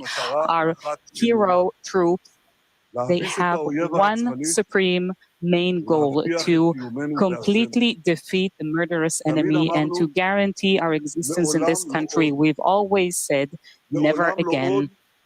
Never again is now. Salakia. What is being said right here? He's reciting similar terms on what we said about the falling of the towers, the United States. Never again, never again. He's Amalek actually calling the Arabs Amalek. I don't know if y'all caught that or not, but he's using the term of Amalek being the enemy, which he don't realize he's condemning himself, and calling the Arabs Amalek. Right. This is the great deception that these people have put out in the earth. This vibration of deception. And it's been going on for thousands of years. I wanted to bring that out. Nah, that's right. That's right. And one big point that Yawasat brought out earlier is this. He gonna eat those words because the whole world knows that the Arabs are Ishmaelites. They track their records. They didn't lose their identity the way we lost our identity. Right. Like we had Jeremiah 30, we had Jeremiah 17:4, right? But they didn't get their identity taken. They've been ruling countries since the Ottoman Empire. And they still in the places that they was ruling. Right. So how you gonna tell them that they Amalek? That don't make no sense. Go ahead, Bayamin. So the Arabs will be the first one to tell you, I'm of Ishmael. I am of Ishmael, right? Yeah. Muhammad is an Ishmaelite. Like that's the first thing that they can say. You know, when you ask them where their lineage comes from. So for them to be Amalek is a big red herring. You know what I mean? Because if the people who you are blaming, or who you are accusing of being Amalek, but they calling themselves Ishmael, that means that there's someone wrong. There's someone that is wrong. But let's look at history, right? The Ottoman Turks took over those regions, right? But those Ottoman Turks remained in those regions for centuries, right? Amalek has just came back to his quote unquote land, right? Mm-hmm. But they're also perpetrating to be us. So it seems as if they are the more confused ones, and they're characterizing who they are as a people. Oh yeah, but they ain't confused. No, they not. Right. It ain't confused. It ain't confusion. But yeah, So God, yeah. that's why. Look. That's what's funny. What you just brought out. What you just highlighted. They want to paint and tell the world that everybody else is Amalek. Everybody else is Esau. Everybody else is all these nations. But they just popped up out of nowhere about 400-500 years ago and came on the scene. Right? If we go back to Spain and Portugal, the Israelites who were in Spain and Portugal, who were then banished to the island of Sao Tome off the western coast of Africa, those was not the same people that live in Israel right now. Right. So at what point in time do these people come onto the scene and now they can come out and say, I'm the true Israelite. Oh, and those people who've been living here for 1,000 years, they Amalek. Even Right. though they're telling me that they're Ishmael. That the world got to slow down and pay attention. They trying to pull the smoke over your eyes, man. Lucky, Con. if I may, right? Let's get the book of Revelation chapter 1 and verse number 3, right? So let's get the classic. We're gonna get the book of Romans chapter 8 and verse number 16, right? Because what they doing, right, is trying to fool everybody else. They not fooling themselves, right? Right. It's crazy that they trying to pull this right just in time for what? What's finna come up? Feast of Dedication. Right. They pulling this up right now, but it's kind of foolish that they would even say that. I can't believe they actually said that, right? Yeah, let's get that. Revelation chapter 1 and verse number 3.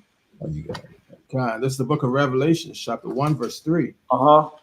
Blessed is he that readeth, and they that hear the words of this prophecy, and keep those things which are written therein. Right? The scriptures say, blessed is he that readeth, right? And they hear the word of this prophecy, right?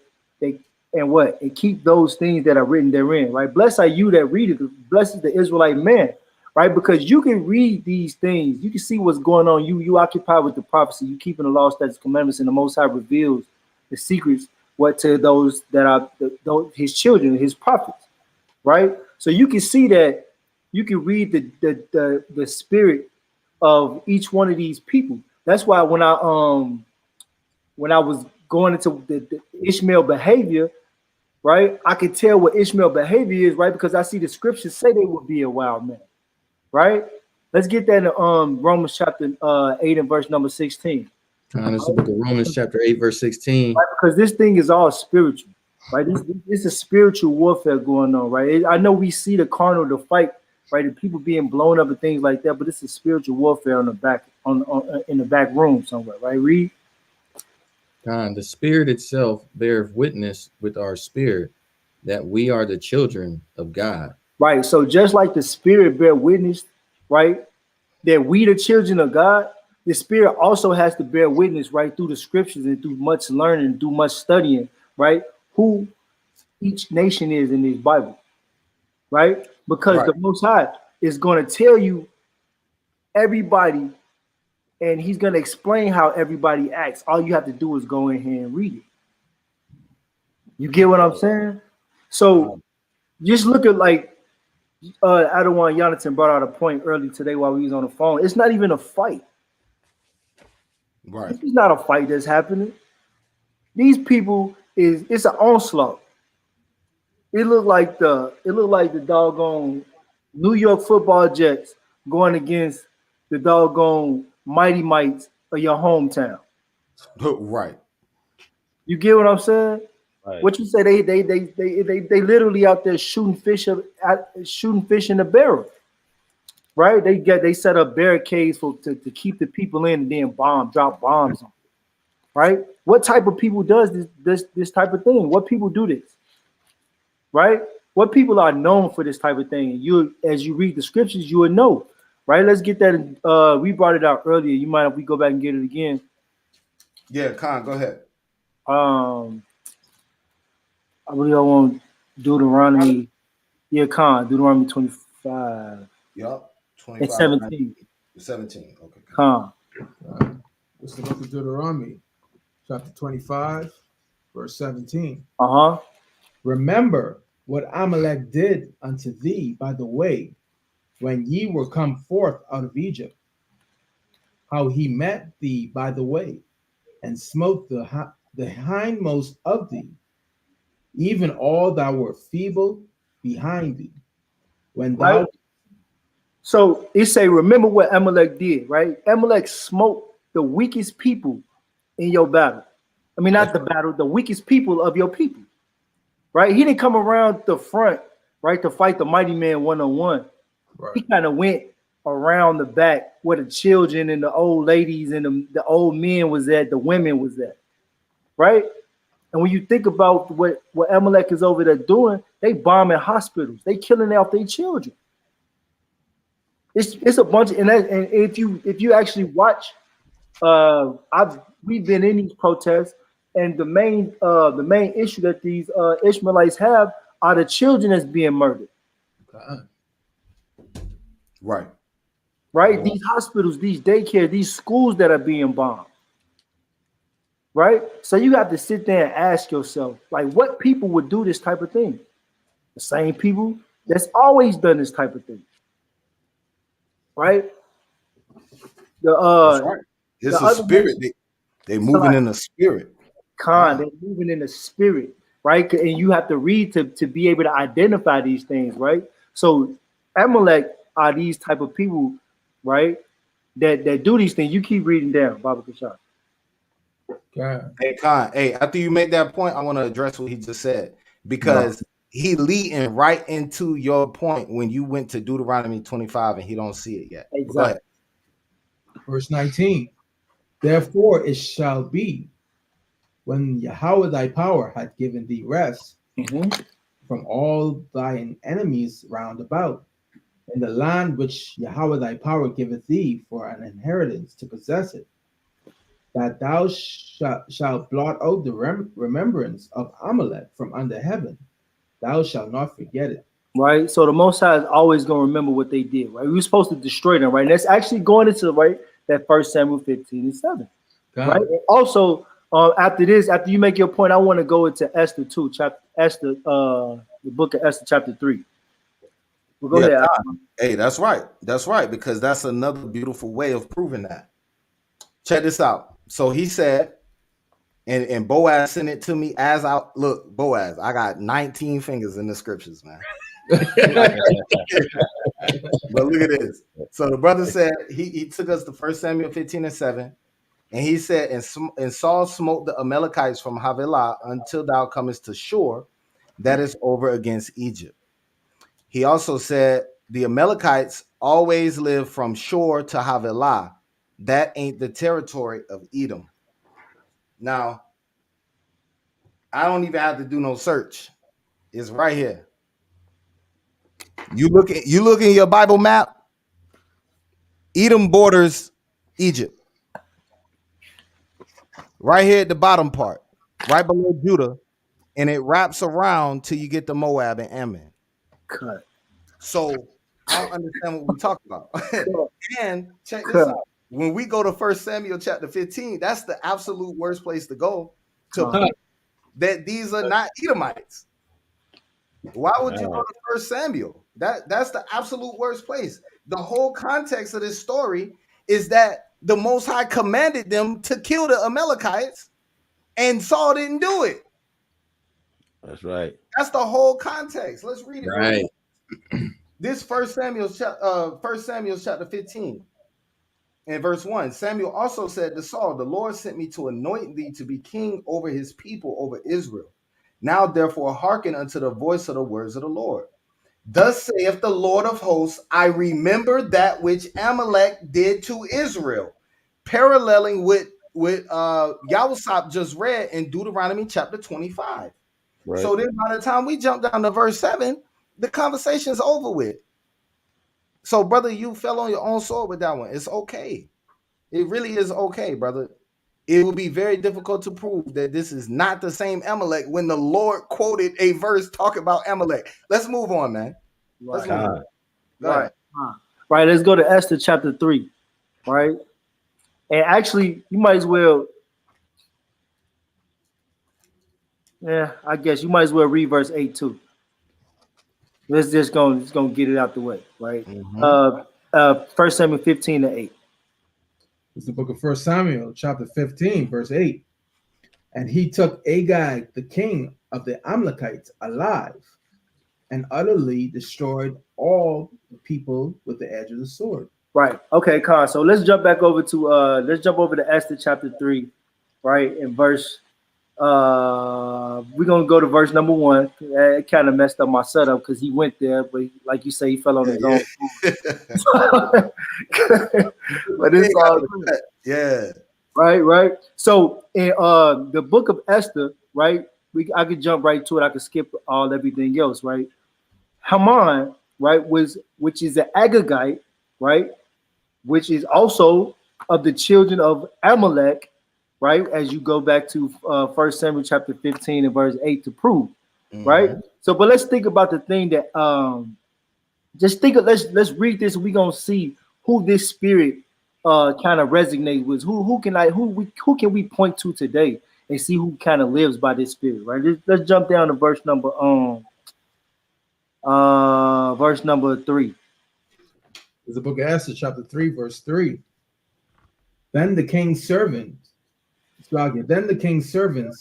which were in the king's gates, said unto Mordecai, why transgressest thou the king's commandment?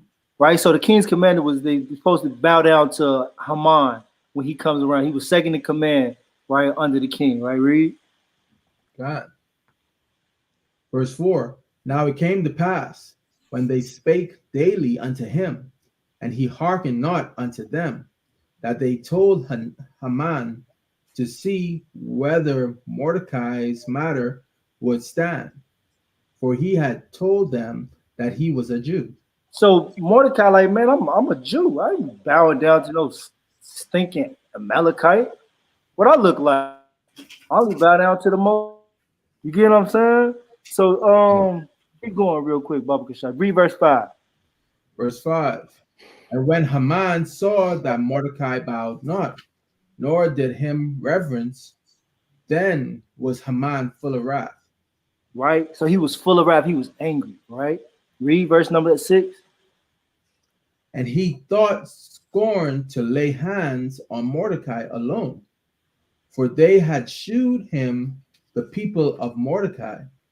Wherefore Haman sought to destroy all the Jews that were throughout the whole kingdom. Now, who that sound like? I'll get mad at one person. I just want to kill everybody you with. Right? That's easy. Everybody else didn't even do nothing to you. This one man did something to you. You could have just went to him man to man, got up with him, and killed him. But now I want to kill your whole people now. Right. Who does that sound like? That sound like nothing else but the sword. That sound like the descendants of Esau, the descendants of Edom. Right? Myself. Yep. You say what, King? I'm gonna do you and do myself. That's their favorite thing. They taking everybody with them. Right. They want to kill everybody. Right. That sounds like what the Edomites want to do. Right. And as you read the story, you see that council came to naught, and that's how we got what's that? Feast of Purim, Feast of Nicanor.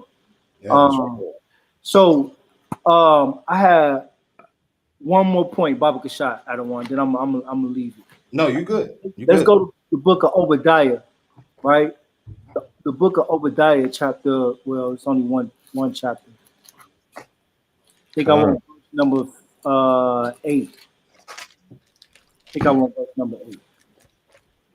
Khan, this is the book of Obadiah, verse 8. Start at verse number 7. Obadiah, verse 7. All the men of thy confederacy have brought thee even to the border.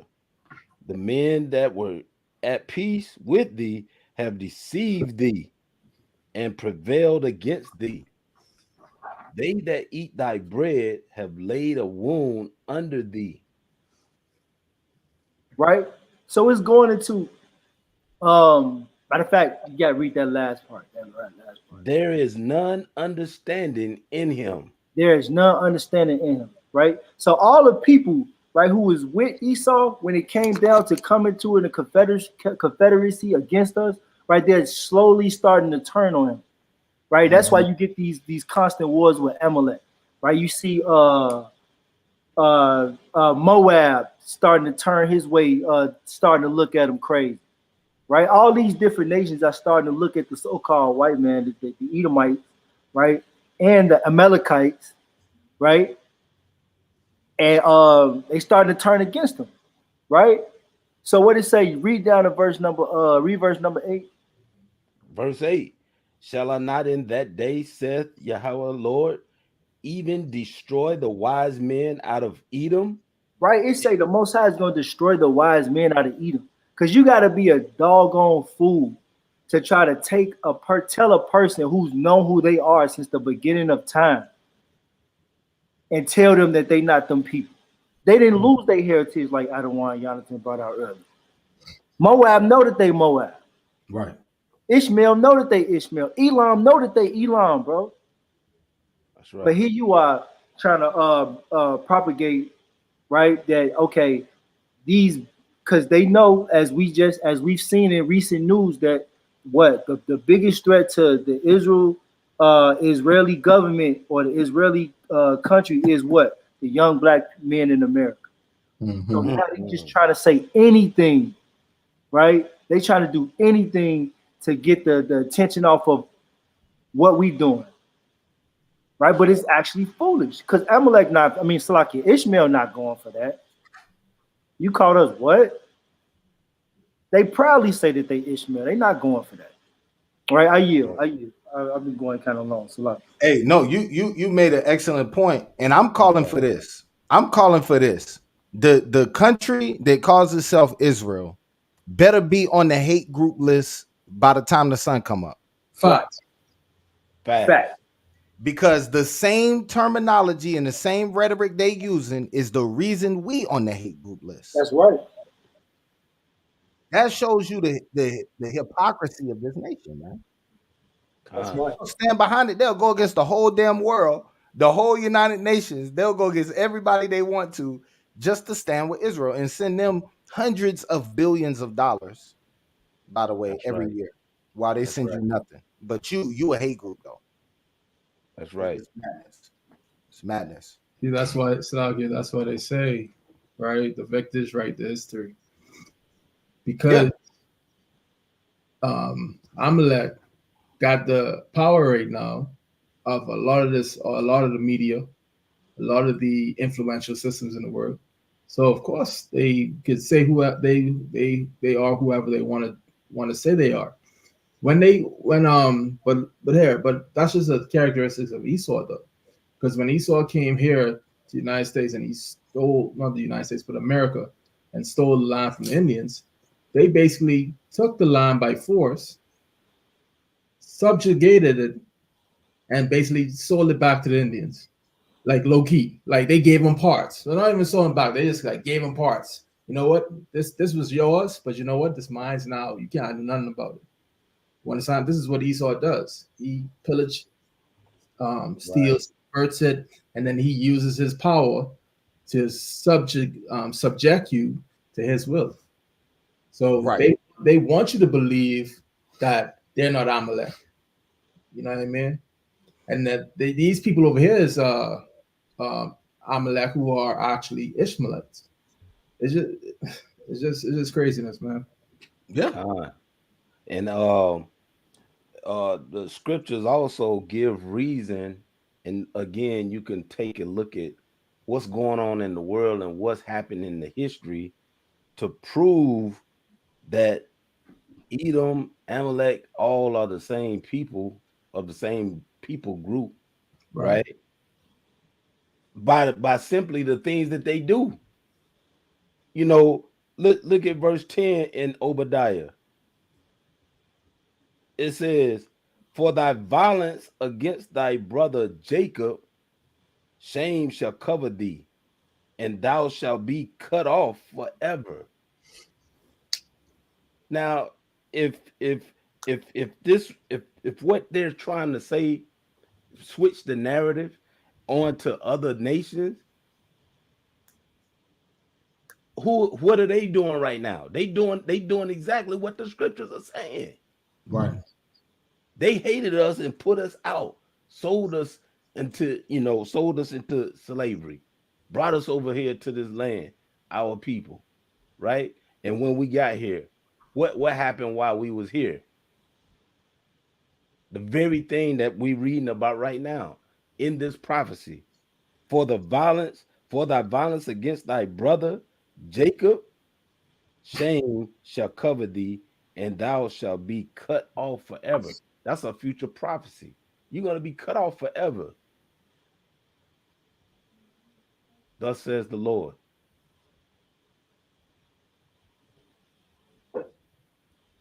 And I yield.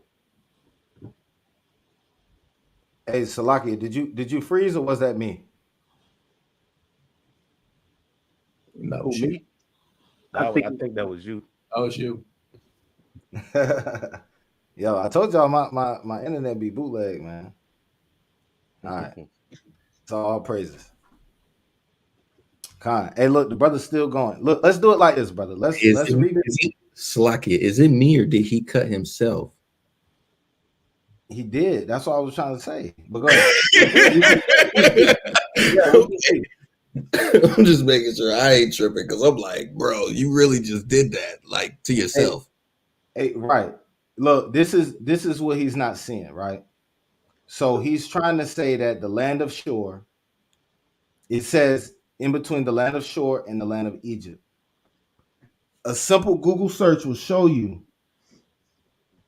the ancient land of Egypt encompasses, right? And there's obviously there's different borders because different kingdoms had different territories. But what we call the Suez Canal is a man-made war. Turn the brightness down so it'll show up on the screen. The land that we call Egypt and the Suez. Well, I got this thing on my computer. Hold on real quick. Right. Mm-hmm. Okay. I'm gonna give it a second. So look. There you go. The land you call the Suez Canal is a man-made waterway. That land was connected to what is now called Egypt. They did that so that they could get ships through there and increase, you know what I'm saying, transportation between those land masses. Right. Now, once again, different kingdoms of Egypt had different maps and different territories that they ruled over. So we'd have to go back to the 1st century to understand what Egypt looked like. But regardless, if we look at this, and I'm going to pull this map back up. Regardless, if we look at this, I'm only going to use the words that you said. Right? We're going to wait. We're going to see. Okay, all praises. You see that? So this right here, now that yellow part right there is the land of Canaan.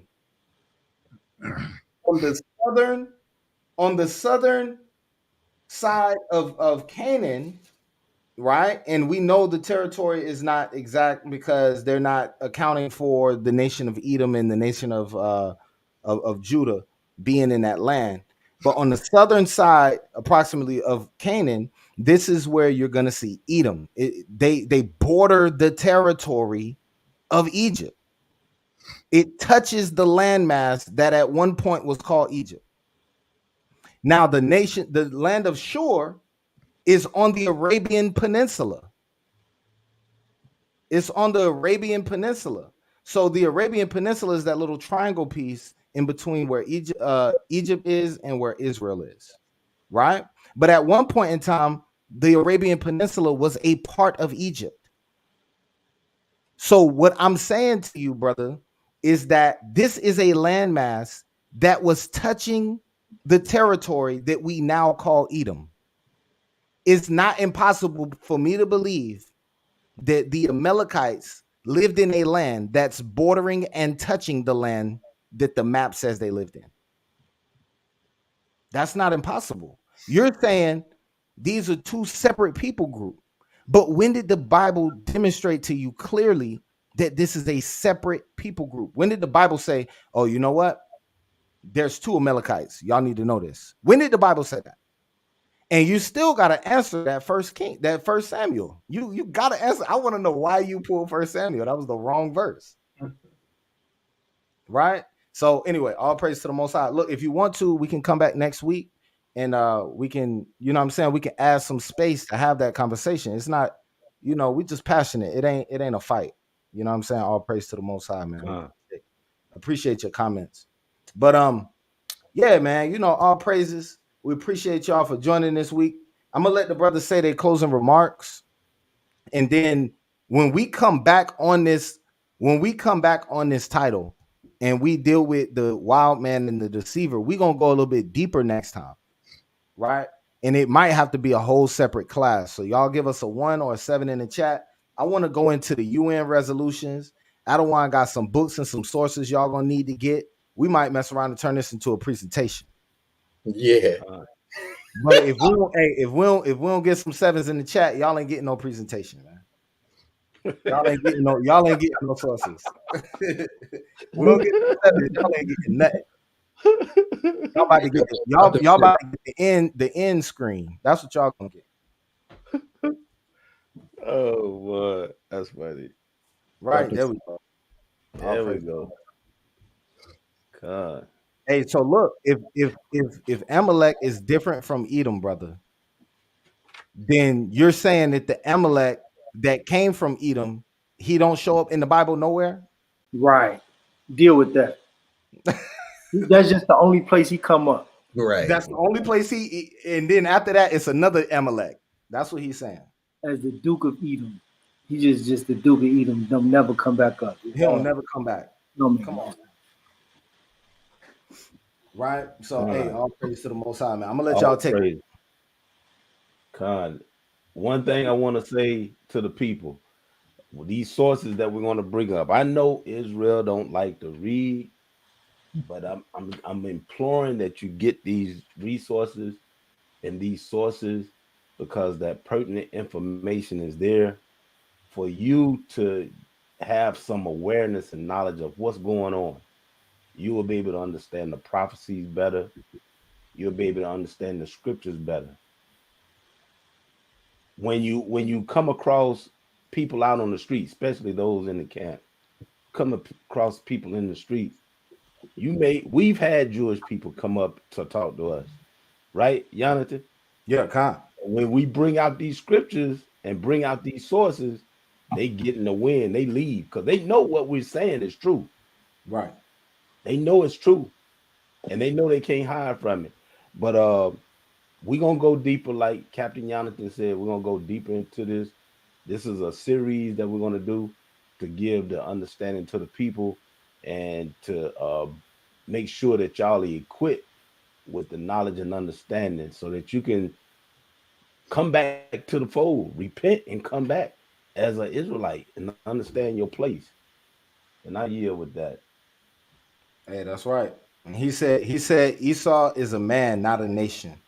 So we're gonna read Exodus 17 and 16, and we're gonna close out. This is the book of Exodus. He said Esau is a man and not a nation. Yeah, he said he's a man and not a nation. So we're gonna read this, and we just gonna let that sizzle real quick. This is the book of Exodus, This is the book of Exodus, chapter 17, verse 16. For he said, because Yahweh had sworn that Yahweh will have war with Amalek from generation to generation. Hey, I don't see how you're gonna have war with anybody for generation to generation when people die after their own generation is over with. Right. And the only way you can have war with Amalek from generation to generation is they gotta still be a people. Ooh. And I got another precept if you don't mind. Tom, let's get it. To prove what you just said. This is Genesis 25, and I'm gonna start at verse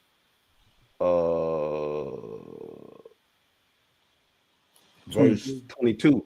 It says, and the children struggled together within her. And she said, if it be so, why am I thus? And she went to inquire of the Lord. And the Lord said unto her, 2 nations. What did he say? 2 nations are in thy womb, and 2 manner of people. Hey, y'all get that slice sound, and we're gonna get up out of here. Right. That's the sound we need. that you just cut yourself again, bro. Which one? That boy Boaz got all the effects. Yeah, 2 nations. Hey, look, I can't find it, man, but you know, I know we got it. Hey, how about this one? How about this one? I like this one. There you go. There you go. Khan, all praise. Hey, Khan, all praise to the Most High, man. Hey, we love y'all. We appreciate y'all, man. We'll see y'all next week. Hey, brother Yehuda, man, catch us next week, King. We'll be here.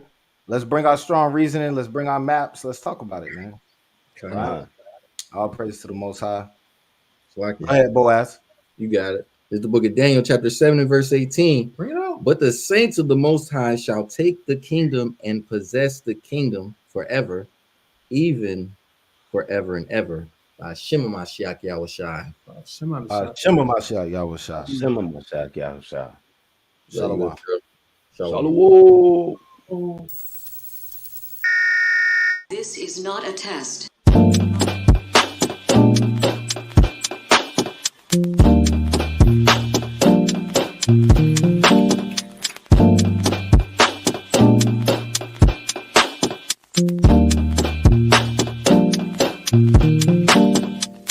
Black skin, black sauce, black Jesus, black music, black skin, black sauce, black Jesus, black music, black skin, black sauce, black Jesus, black music, black skin, black sauce, black Jesus, black music, black music, black music, black music, black music.